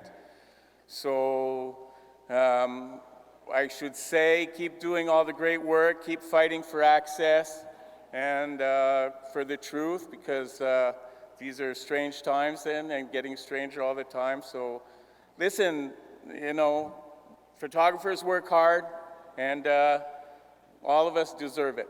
Thank you.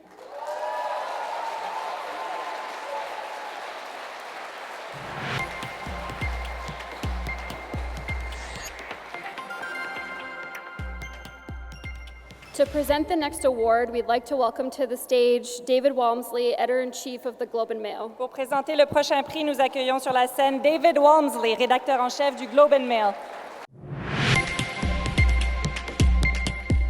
The George Brown Award for Investigations pays tribute to the founder of the Globe, who made it his mission to demand that governments apply both fairness and compliance with constitutional principles. George Brown's Globe of the 1800s set out accusations of corruption and double-dealing, and backed them up with hard evidence. This award honoring investigative journalism that afflicts the comfortable is sponsored by the Globe and Mail.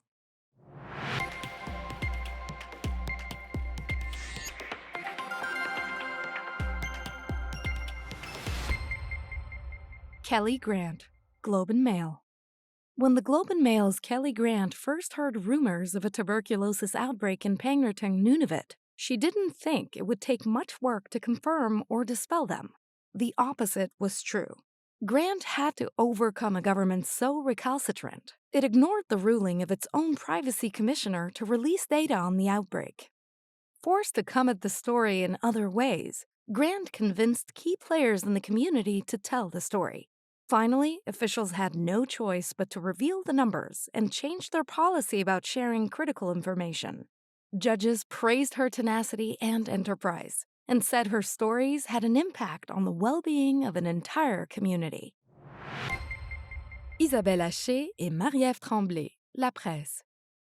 Au cœur des enquêtes exemplaires se trouvent des journalistes qui recherchent la vérité et ne rapportent que les faits, particulièrement lorsque le sujet va à l'encontre de l'opinion populaire. Les juges ont reconnu à quel point il a dû être difficile pour Isabelle Haché et Marie-Ève Tremblay de présenter une autre perspective à cette affaire #moi aussi dans leur article pour La Presse. Elles ont interviewé plusieurs femmes qui ont déjà accusé l'humoriste québécois Julien Lacroix d'inconduite et d'agression sexuelle, mais qui regrettent maintenant le rôle qu'elles ont joué en le diabolisant publiquement. L'enquête ne disculpe pas Julien Lacroix et ne tente pas non plus de la réduire de façon manichéenne. Les juges ont salué le style d'écriture, la composition et le flux de pensée qui ont rendu l'histoire à la fois facile et difficile à lire. Noor Javed, Brendan Kennedy, Jessie McLean, and Emma McIntosh, Toronto Star and the Narwhal. The Toronto Star and the Narwhal joined forces to investigate why a huge swath of environmentally sensitive land in southern Ontario was being developed, and who had the most to gain. After digging through hundreds of property and land registry records and cross-referencing them with political donations, they were able to reveal financial ties between Premier Doug Ford's government and developers who purchased protected land at extremely low prices. Land that was now being removed from the Greenbelt for development. The investigation by the Star's Noor Javed, Brendan Kennedy, Jessie McLean, and the Narwhal's Emma McIntosh shocked readers and led to separate probes by the province's Integrity Commissioner and Auditor General.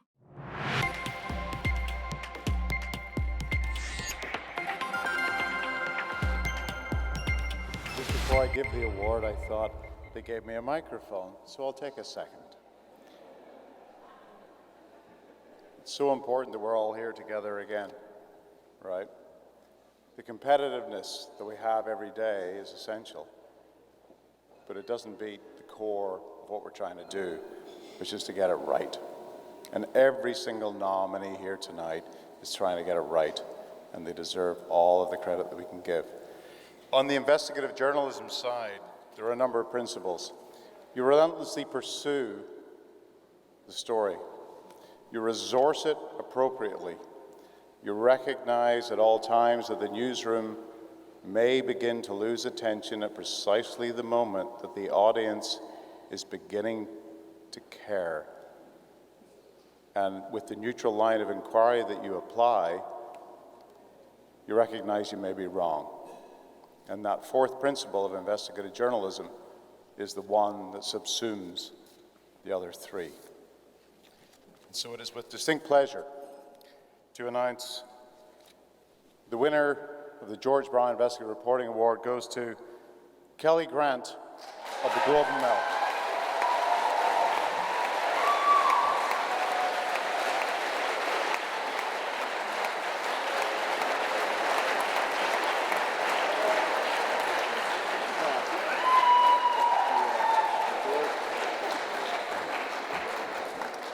Hi, I'm a little bit in shock. Thank you so incredibly much. I'd just like to start off by saying how fortunate I am to work at a place like the Globe and Mail, where they literally sent me off to the Arctic with no brief and said, see what you can find about healthcare in that area. And I don't think, I know how lucky I am that that is a place where people support that kind of journalism. I'd like to particularly thank by name my editor, Renata, whose wisdom,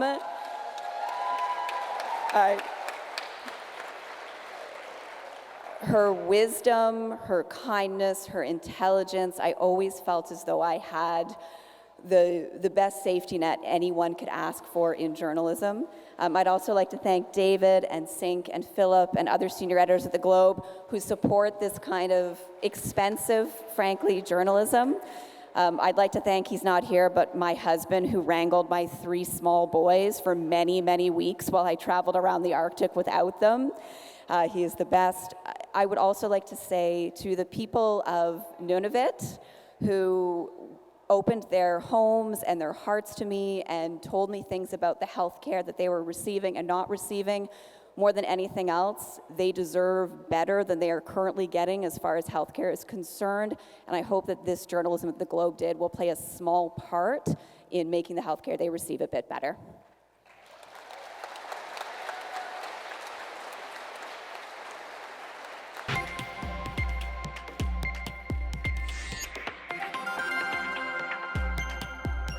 Pour présenter le prochain prix, nous accueillons sur la scène Natasha Hassan, éditorialiste en chef du Globe and Mail. To present the next award, we'd like to welcome to the stage Natasha Hassan, opinion editor at the Globe and Mail.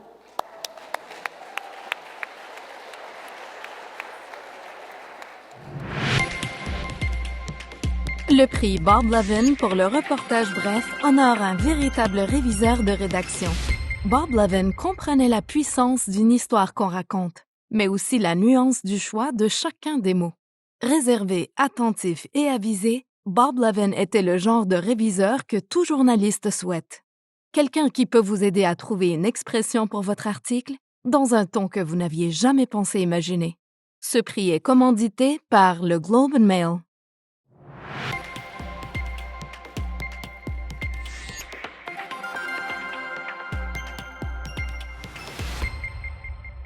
Maria Iqbal, Toronto Star. Who knew the lowly spud could generate an artfully crafted feature touching on food distribution networks, government regulations, nutritional value, and rising food costs? That's exactly what the Toronto Star's Maria Iqbal accomplished in her Paean to the Vegetable. While tracking the journey of a batch of surplus potatoes from PEI to food banks across Canada, she breaks down a hefty serving of research into bite-sized portions, adding a sprinkling of humor along the way. Besides professing her own love of the potato, she provides a snapshot of culinary choices from across the country, ranging from poutine alongside caribou and stew to potato salad. Judges said she cast the plain old potato in a new light. Rosalind Roy, National Post. When Hurricane Fiona hit Atlantic Canada like a sledgehammer last fall, the devastation of one community on Newfoundland's southwest coast stood out. The images of homes ruined by storm surges and violent seas in Port aux Basques were gut-wrenching. When the National Post saw Newfoundland journalist Rosalind Roy's evocative reporting on social media, they tracked her down to write a story so she could share her community's plight as widely as possible. Working under trying conditions, Roy seamlessly blended her personal situation with solid reporting on the work of firefighters, hydro workers, and politicians. Judges called it an exceptional feature that reads like a gripping short story and captures the resilient spirit of the Rock. Patrick White, Globe and Mail. In his feature for the Globe and Mail, Patrick White highlights a little-known charity, Book Club for Inmates. Writing with compelling insight, White explains how pandemic lockdowns forced the cancellation of outside visits, including those by book club facilitators, bringing an end to something as benign as reading opportunities for prisoners. When visits resumed, White took readers inside the club, The first 2 rules of Prison Book Club, he writes, are read the book and take part in the debate. Judges praised the structure and the research that went into the story, calling it crisp, readable, and compelling. It asks readers to see the love of reading as a universal trait that can and should be encouraged.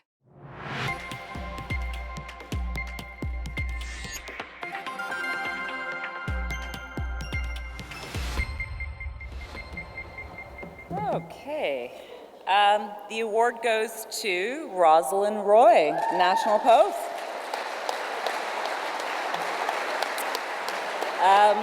Rosalind could not be here tonight, but Andria Hillwell is going to accept this award on her behalf. There you go. Thank you very much. You're welcome. Thank you. Yeah, Rosalind is not able to join us here tonight because she's very busy at her day job, and she's also been busy winning big at the Atlantic Journalism Awards in Halifax during this time. Rosalind is a reporter for the Rec House Press in Newfoundland, and it's a small independent paper run by her brother, which is really small town and independent journalism. When she got the call during the storm to write a piece for the National Post, she said yes, and here's what she said. I tried to record what I was witnessing, and I've never struggled more to write anything more in my life, simply because I was completely terrified. And I've been through Hurricane Juan, and I've been through White Juan. I wrote next to a huge picture window, and I wasn't sure it would hold against the sea and the debris that was flying around. Outside, I could see a boat sink while houses floated around it, and it was simply so surreal that I had trouble comprehending what I was seeing, and that's what I tried to convey. So this was a story told by a local journalist who is working long days and for little money, but she does it because that's what she loves and that's what's necessary. So congratulations to Rosalind, and I'm happy to accept this for her.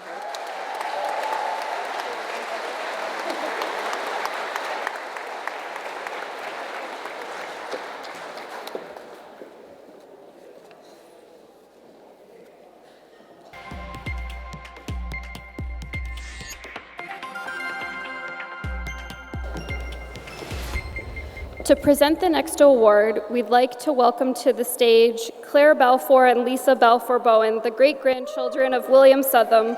Both worked as journalists during their careers. Pour présenter le prochain prix, nous aimerions accueillir sur la scène Claire Balfour et Lisa Balfour Bowen, les arrière-petits-enfants de William Southam.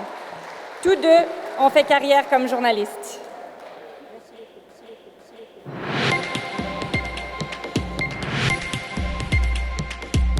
The William Southam Award for a Long Feature is in honor of a Canadian newspaper publisher who rose from a 12-year-old paperboy to founder of what became the country's first and largest newspaper group. His name lives on in the William Southam Journalism Fellowships at the University of Toronto's Massey College. This award is sponsored by the Fisher, Bowen, and Balfour families.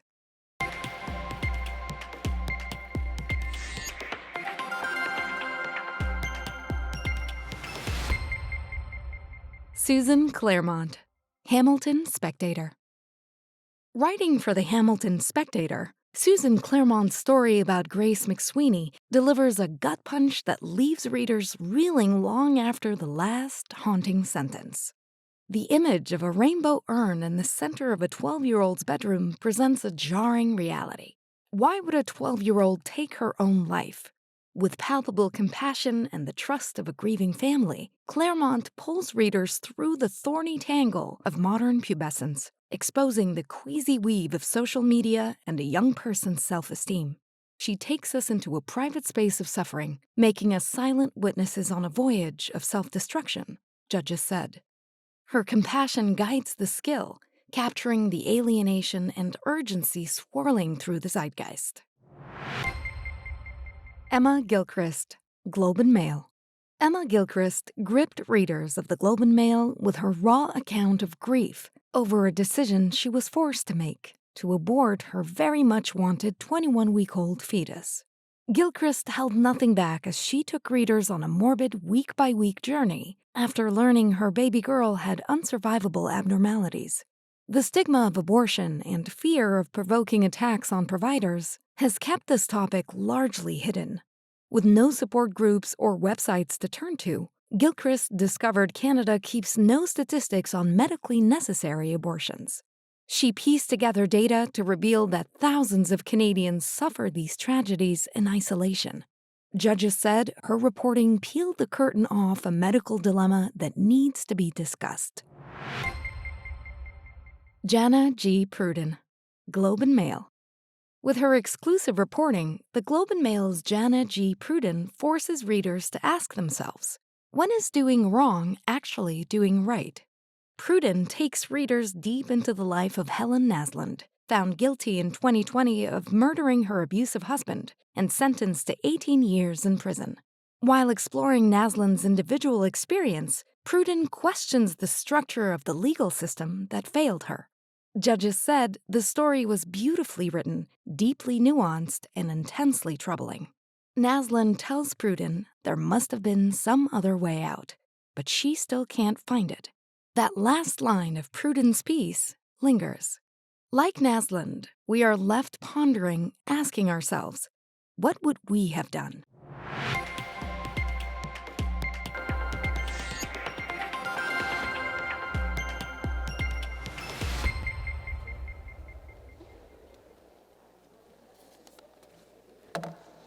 It's very exciting. Suspense.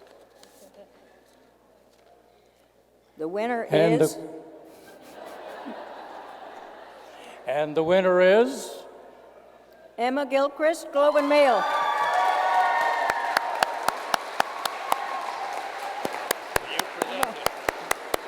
right, I think we can go through that. They're going to take our picture, aren't they? No, I don't think so. Bravo, kid. Wonderful. Congratulations. Well done.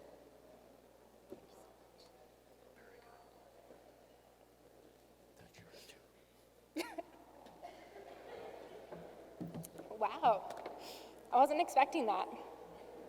This is definitely the hardest story I've ever written, and I hope I don't write any more like this in my lifetime. So I'm so honored to be nominated alongside such incredible other journalists, and the other stories in this category were just such important pieces of work. So I'm just, really taken aback that I've won. I want to thank the Globe and Mail so very much for making space for this story. It was a courageous story to even run it in your pages, and I appreciate it very much. And I also want to thank the Banff Center's Literary Journalism Program. Without them, this definitely wouldn't have come into being. I had the honor of spending 2 weeks there last summer. And my editors, Michael Harris and Carol Shaban and Charlotte Gill there, really helped usher this piece into the world. So thank you so very much.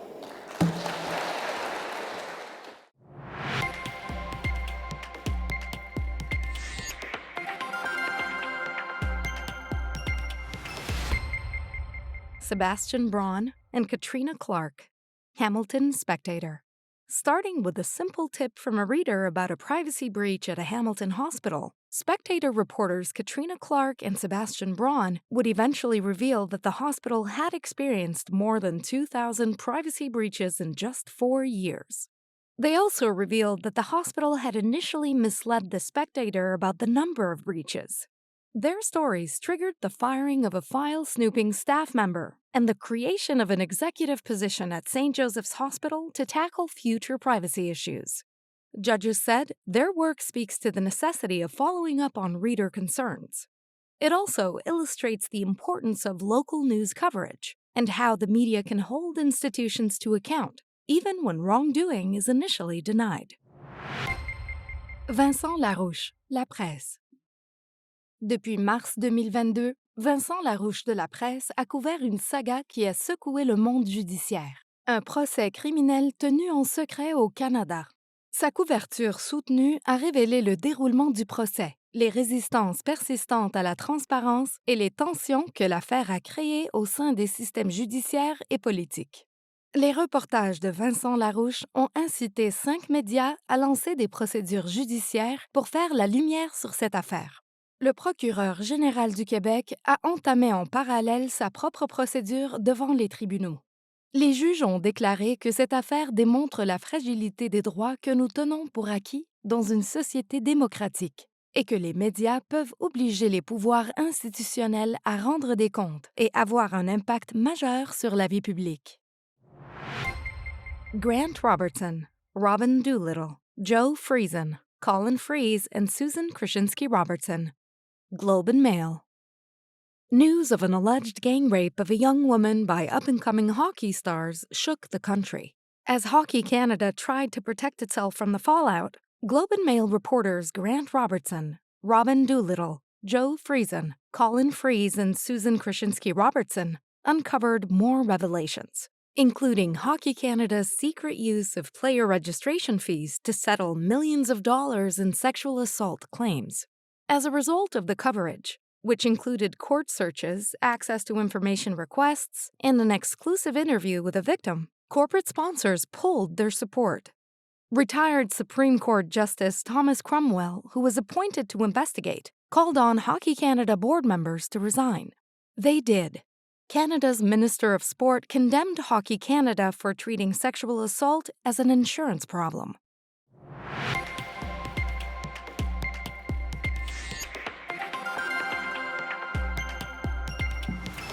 Le lauréat ou la lauréate est... And the award goes to Vincent LaRouche LaPresse.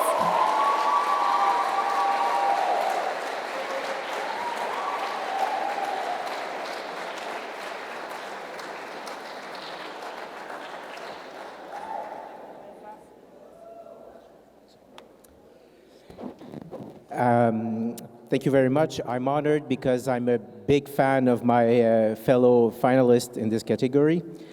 Merci beaucoup à mes collègues qui m'ont aidé dans la couverture de cette histoire, à mes patrons qui ont beaucoup poussé pour qu'on lâche pas le morceau dans ce dossier-là, à nos avocats qui ont mené des démarches pour faire la lumière sur cette histoire, et à tous les médias qui ont appuyé nos démarches jusqu'en Cour suprême. So this story is not over. We're going to the Supreme Court with an all-star crew of lawyers and an all-star coalition of media, and I hope we finally shed some light on this story.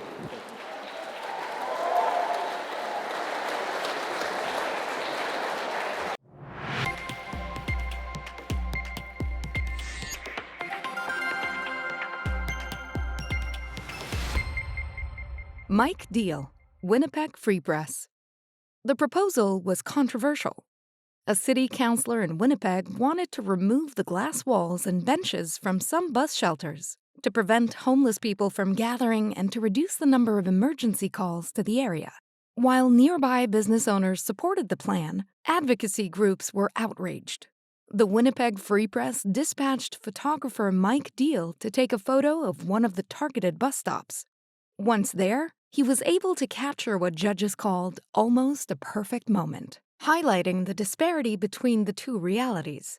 The photo asks the viewer to linger and to think.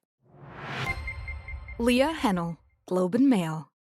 Skateboarders are known as much for their style as their gravity-defying tricks. That's what made this Globe and Mail photo by Leah Hennel stand out. 10-year-old Ray Marie First Charger, a member of the Blackfoot Nation, wearing her traditional ribbon skirt, is not a typical skateboarder. The angle of the picture draws you in, judges said. But the fact that it's a young Indigenous girl who is skateboarding in her traditional ribbon skirt shows a coming together of cultures. It shows that skateboarding is for everyone. Judges also liked the timeliness of the subject, given the first National Ribbon Skirt Day was held on January 4th, 2023. Steve Russell, Toronto Star. It's not an easy task to illustrate a story about the move to $10 a day daycare opt-in rates across Canada. In his photo for the Toronto Star, Steve Russell tried to show the challenges faced by parents whose daycares didn't join the program. Rising costs, and perhaps more days at home and fewer days in daycare. Judges liked the juxtaposition of images in this photo. They said the light on the father who is patiently reading stories to his young child while the older one tries to distract him illustrates the situation beautifully. While you can't see the face of the jumping child, you can imagine a look of glee.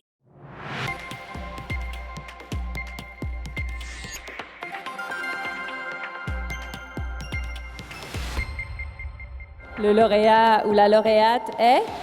And the award goes to Leah Hennel, Globe and Mail.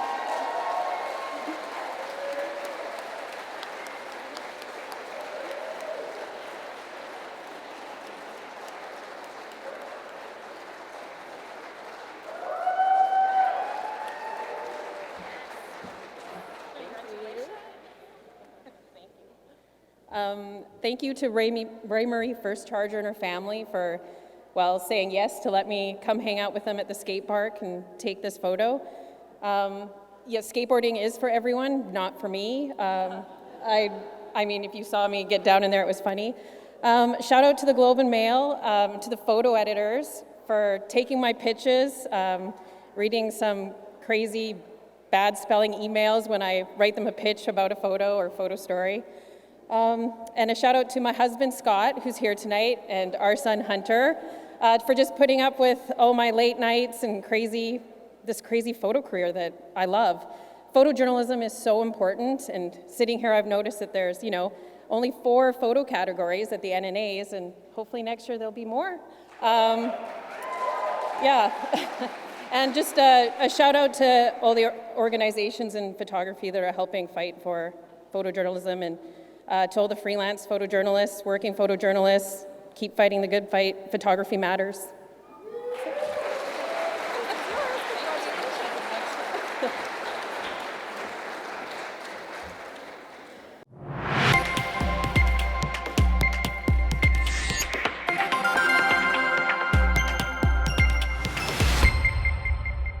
Gordon Hoekstra, Glenda Limas, and Nathan Griffiths. Vancouver Sun, the province.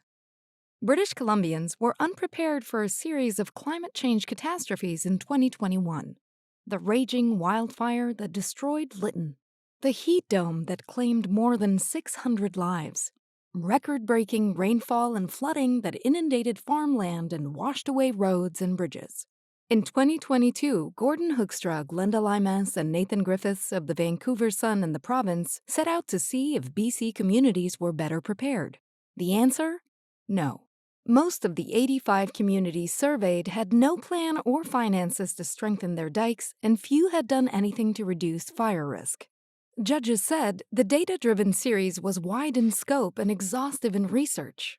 It also led to change. The province responded with a $500 million climate change adaptation plan and $82 million for community flood mitigation. The Narwhal. In 2022, the Narwhal invested significant resources in reporting on one of the decade's biggest stories at the intersection of climate change and Indigenous rights: Indigenous-led conservation of traditional territories. Conservation efforts include natural resource management, as well as the establishment of Indigenous Guardians patrols to monitor activities on land and at sea. Narwhal journalists spent months getting to know community members, earning their trust, and obtaining permission to report their stories. They visited cities and remote territories. Judges appreciated the Narwhal's interrelated macro and micro-level coverage from different provinces, as well as the excellent presentation and storytelling. The Narwhal, they said, succeeded in demonstrating the important connections between Indigenous issues and climate change. Julia Simone Rutgers, the Winnipeg Free Press, and the Narwhal. In her role as a reporter for the Winnipeg Free Press and the Narwhal, Julia Simone Rutgers looked at the everyday impact of climate change on the citizens of Manitoba, and in particular, Winnipeg. Topics included Winnipeg's dwindling tree canopy, the push for zero-emission public transportation, and a First Nation that had experienced a once-in-a-200-years flood. She also examined the possibility of geothermal energy pumping new life into old arenas. Judges said the wide range of explanatory pieces helped translate the importance of climate change to readers, its impact on cities, people, and industry. The writing was evocative and detailed, they said, while the narrative cohesion helped elevate serious topics.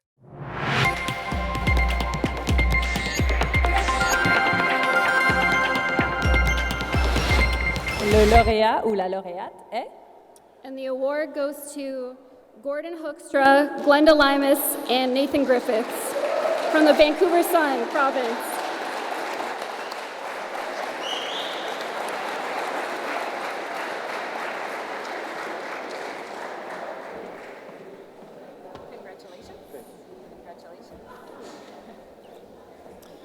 Thank you very much. First of all, to the NNAs for recognizing this important issue, as well as tackling climate change by reducing carbon emissions. There are hundreds of communities across Canada that need to start protecting themselves, and as our reporting found out, we're not doing a good enough job in that. And it's not only British Columbia, but all across Canada. I'd also like to thank the Vancouver Sun. They gave us the time to do this project. It took months. We spent weeks just sending out questionnaires to communities and following up, and all the people that we were able to talk to. And on behalf of my colleague Glenda and our colleague Nathan that couldn't be here, thank you very much. And a shout out to the other nominees as well, because very important work. Thank you very much.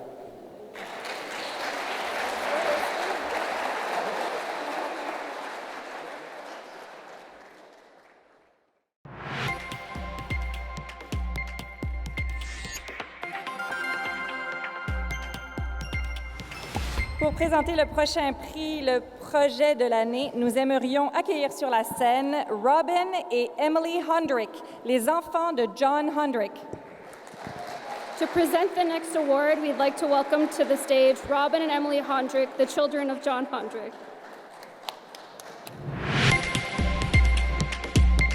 The John Hondrick Award for Project of the Year pays tribute to a man who had an outstanding career at the Toronto Star as a reporter, foreign correspondent, editor, publisher, and chair of the board. John Hondrick was a lifelong advocate for excellence and integrity in journalism, and newspapers' important role in preserving a healthy democracy. As publisher, he advocated for critical public issues such as national unity, youth unemployment, racial diversity, healthcare, and the promotion of literacy. He also personally sponsored education for journalists in Africa. This award is sponsored by the Hondrick family.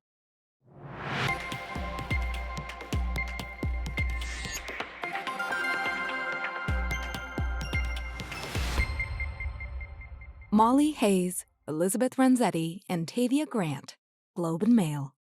Rigorous reporting, engaging videos, data, podcasts. The Globe and Mail's Molly Hayes, Elizabeth Renzetti, and Tavia Grant did it all to shed light on an issue that affects more than 40% of women across the country: intimate partner violence. The year-long project educated readers on the gravity and impact of intimate partner violence, while challenging the misconceptions and stereotypes that surround it.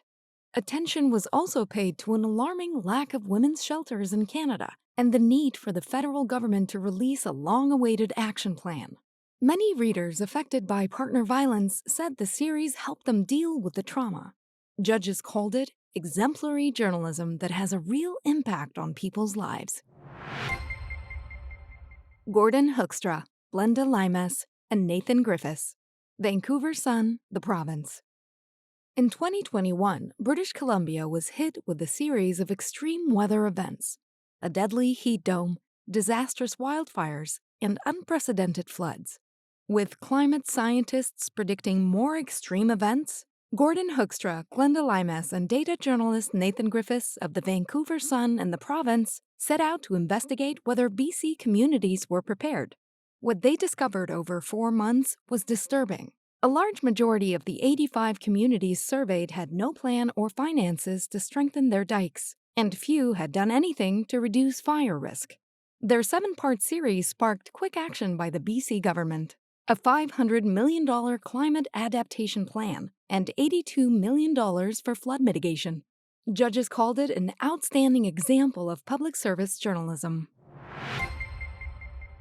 Rachel Mendelson and Steve Buist, Tor Star.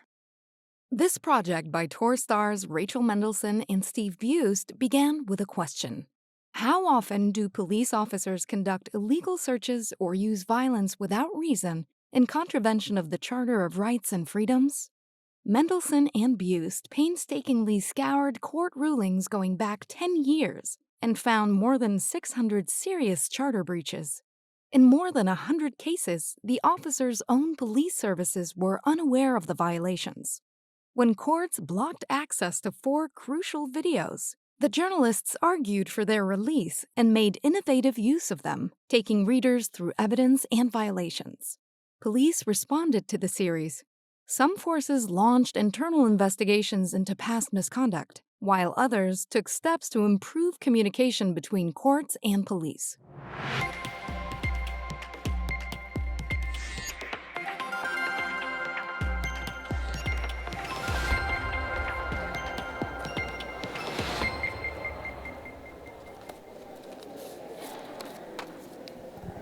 And the award goes to? Rachel Mendelson and Steve. Woo!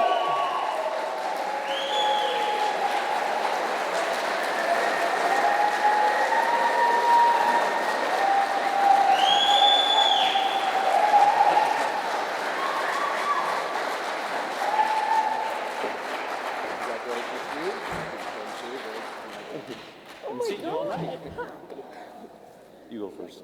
Thank you. Congratulations. Thank you so much. Wow. So well done. Congratulations. Go ahead, you go first.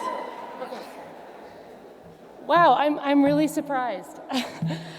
This is an incredible honor. Thank you so much to, I guess, the Toronto Star, first and foremost, to giving us the time and the space and the support to pursue this. I think, Steve, we worked on this project for a year, which is so lucky. We're so honored to be able to do this work. And thank you so much to our editors, David Bruiser and Jesse McLean.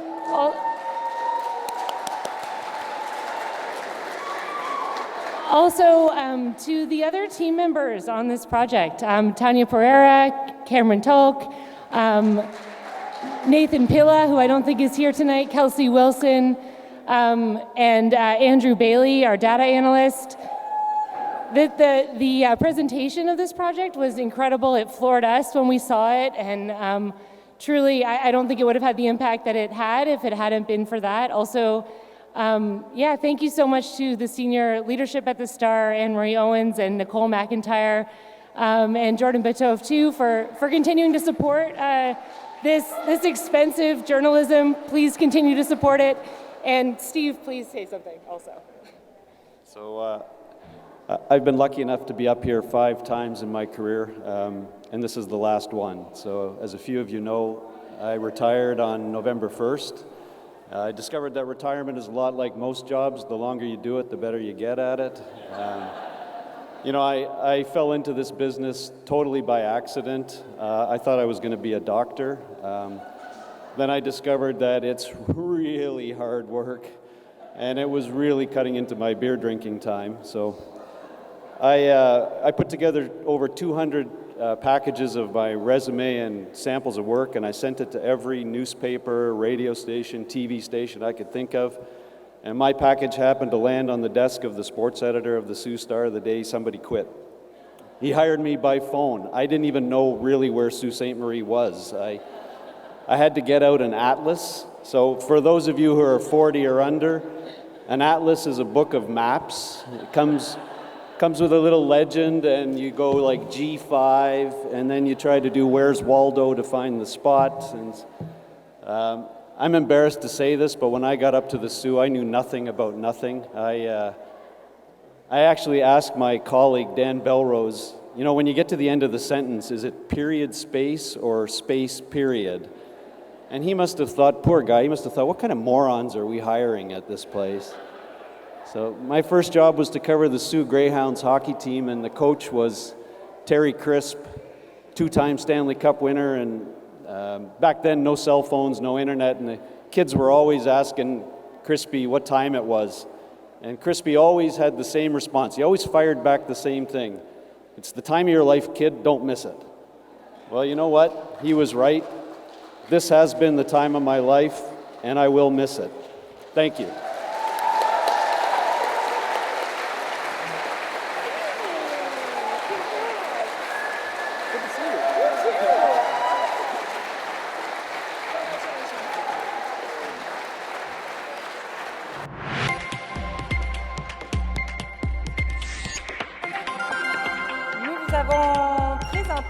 23 prix jusqu'à présent. Il n'en reste que 2, mais non les moindres. So we've been through 23 categories, but we're not quite finished. There's 2 more honors to present tonight.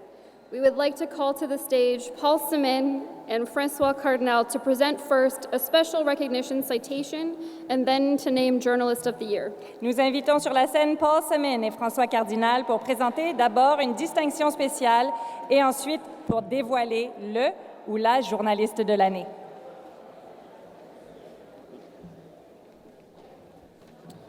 So this is the first year that we present a special recognition citation. It's designed to recognize exceptional journalism that doesn't necessarily fit our pre-existing categories. Maybe the topic wasn't right, or maybe it was created by an organization that was otherwise ineligible.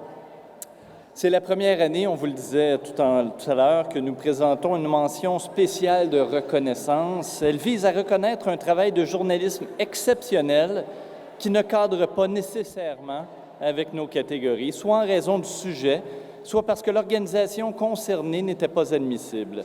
Nous sommes très fiers ce soir de présenter notre premier lauréat. And we are proud to introduce our first citation winner.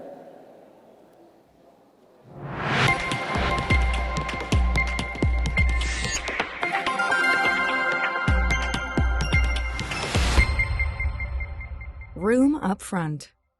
Photojournalism in Canada has historically been dominated by white men. But in order for the industry to better represent the country it covers, photographers from non-traditional backgrounds need support to break through.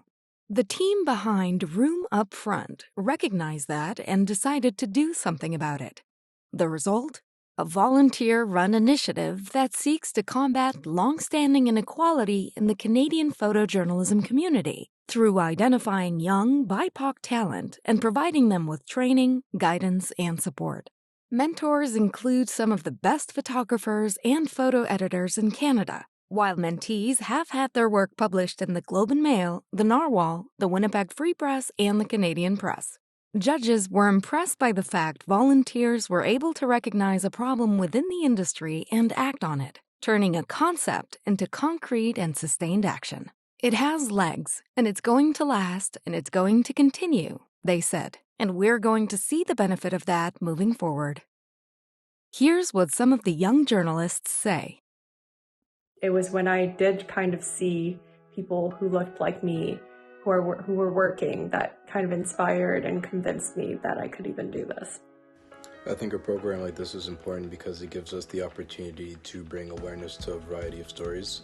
It gives us the opportunity to give different perspectives on current events and helps us to bring visibility to parts of our communities that might have been underrepresented. This opportunity is important to me because we have so many important stories that need to be told from the Indigenous perspective.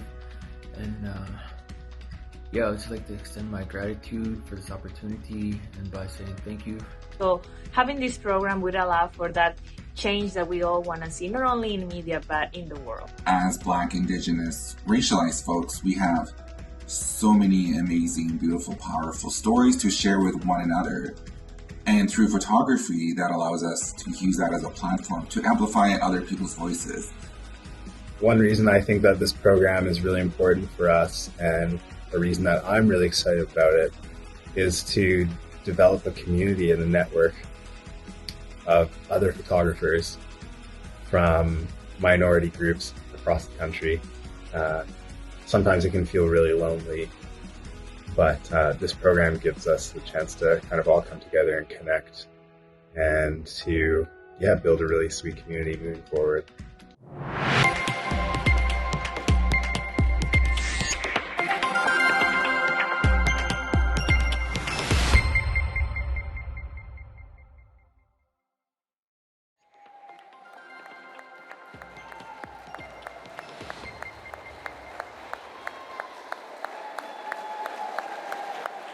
Bravo à Jimmy Jung, Executive Director, Room Up Front.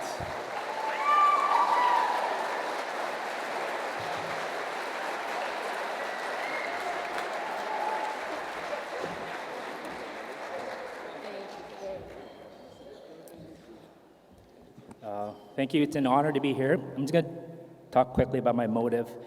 In 2018, my son William and I went on an assignment together. It was a story for Liz at McLean's. He was not yet 3, but he had his own little camera kit, Canon G7. I was looking for big mansions in Dunbar. I think his theme was the big cats of Dunbar.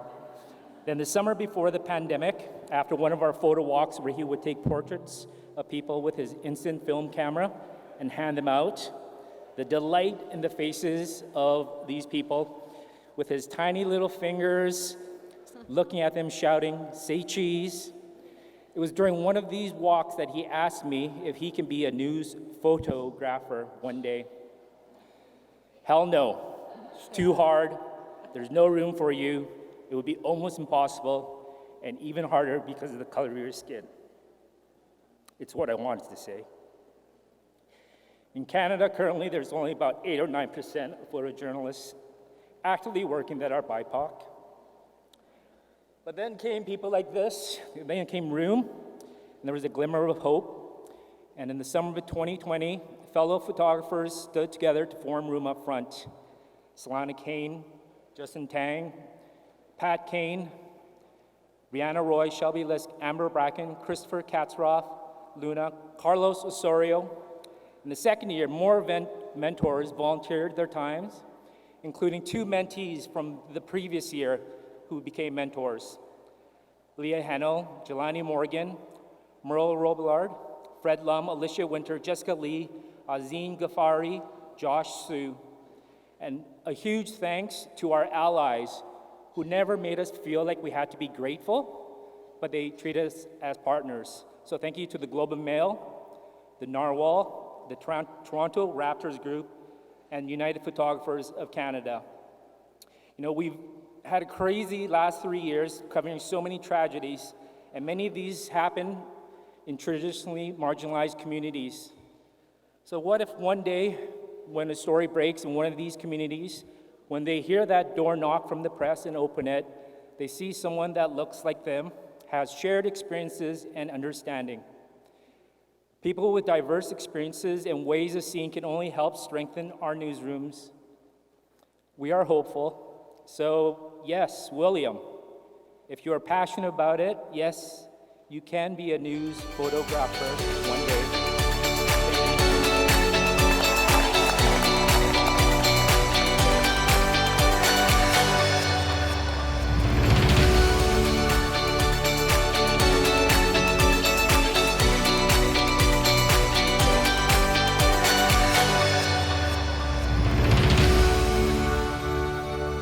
And now we go to the final award of the night, that goes to the Journalist of the Year. We created this award in 2015 because some journalism is so extraordinary, it deserves a little extra recognition. Some journalists are simply exceptional. To select the Journalist of the Year, we convene a separate panel of judges, including former NNA winners, to review the winning entries in each of our 23 categories. Our judges this year were Basim Boshra, Amber Bracken, and Marina Jimenez.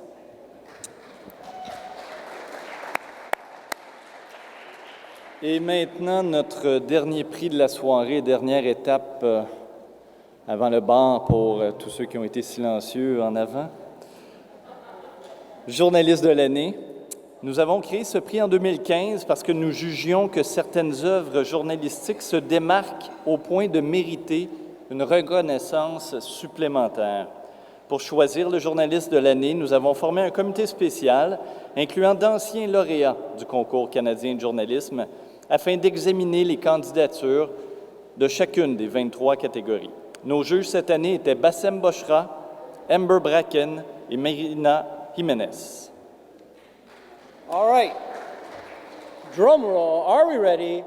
The Journalist of the Year is together. Isabelle Haché, La Presse. Woo!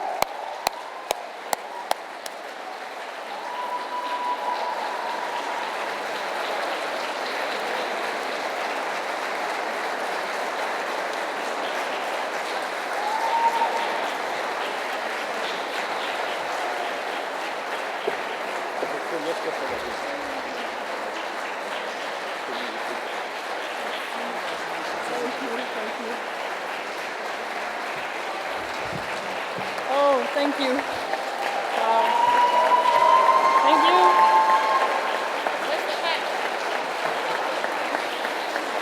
Thanks.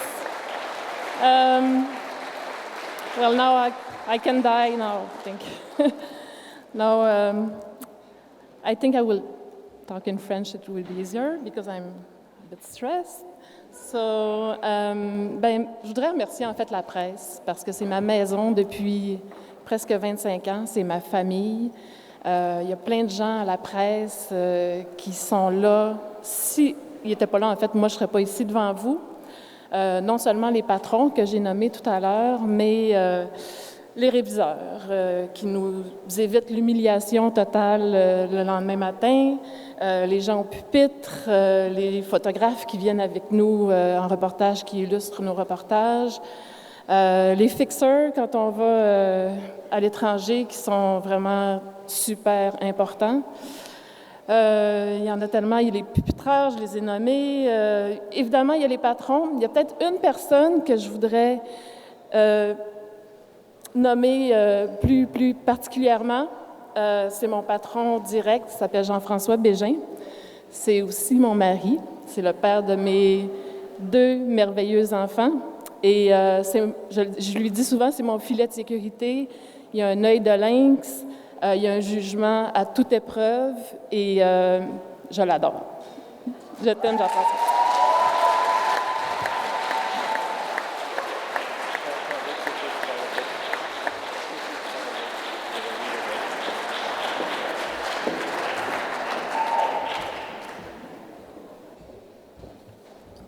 Quelle soirée!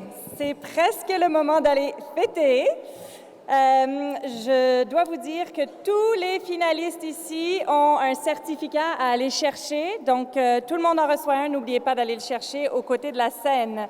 Et si l'un de vos collègues était finaliste mais n'est pas ici, s'il vous plaît, allez le récupérer en son nom.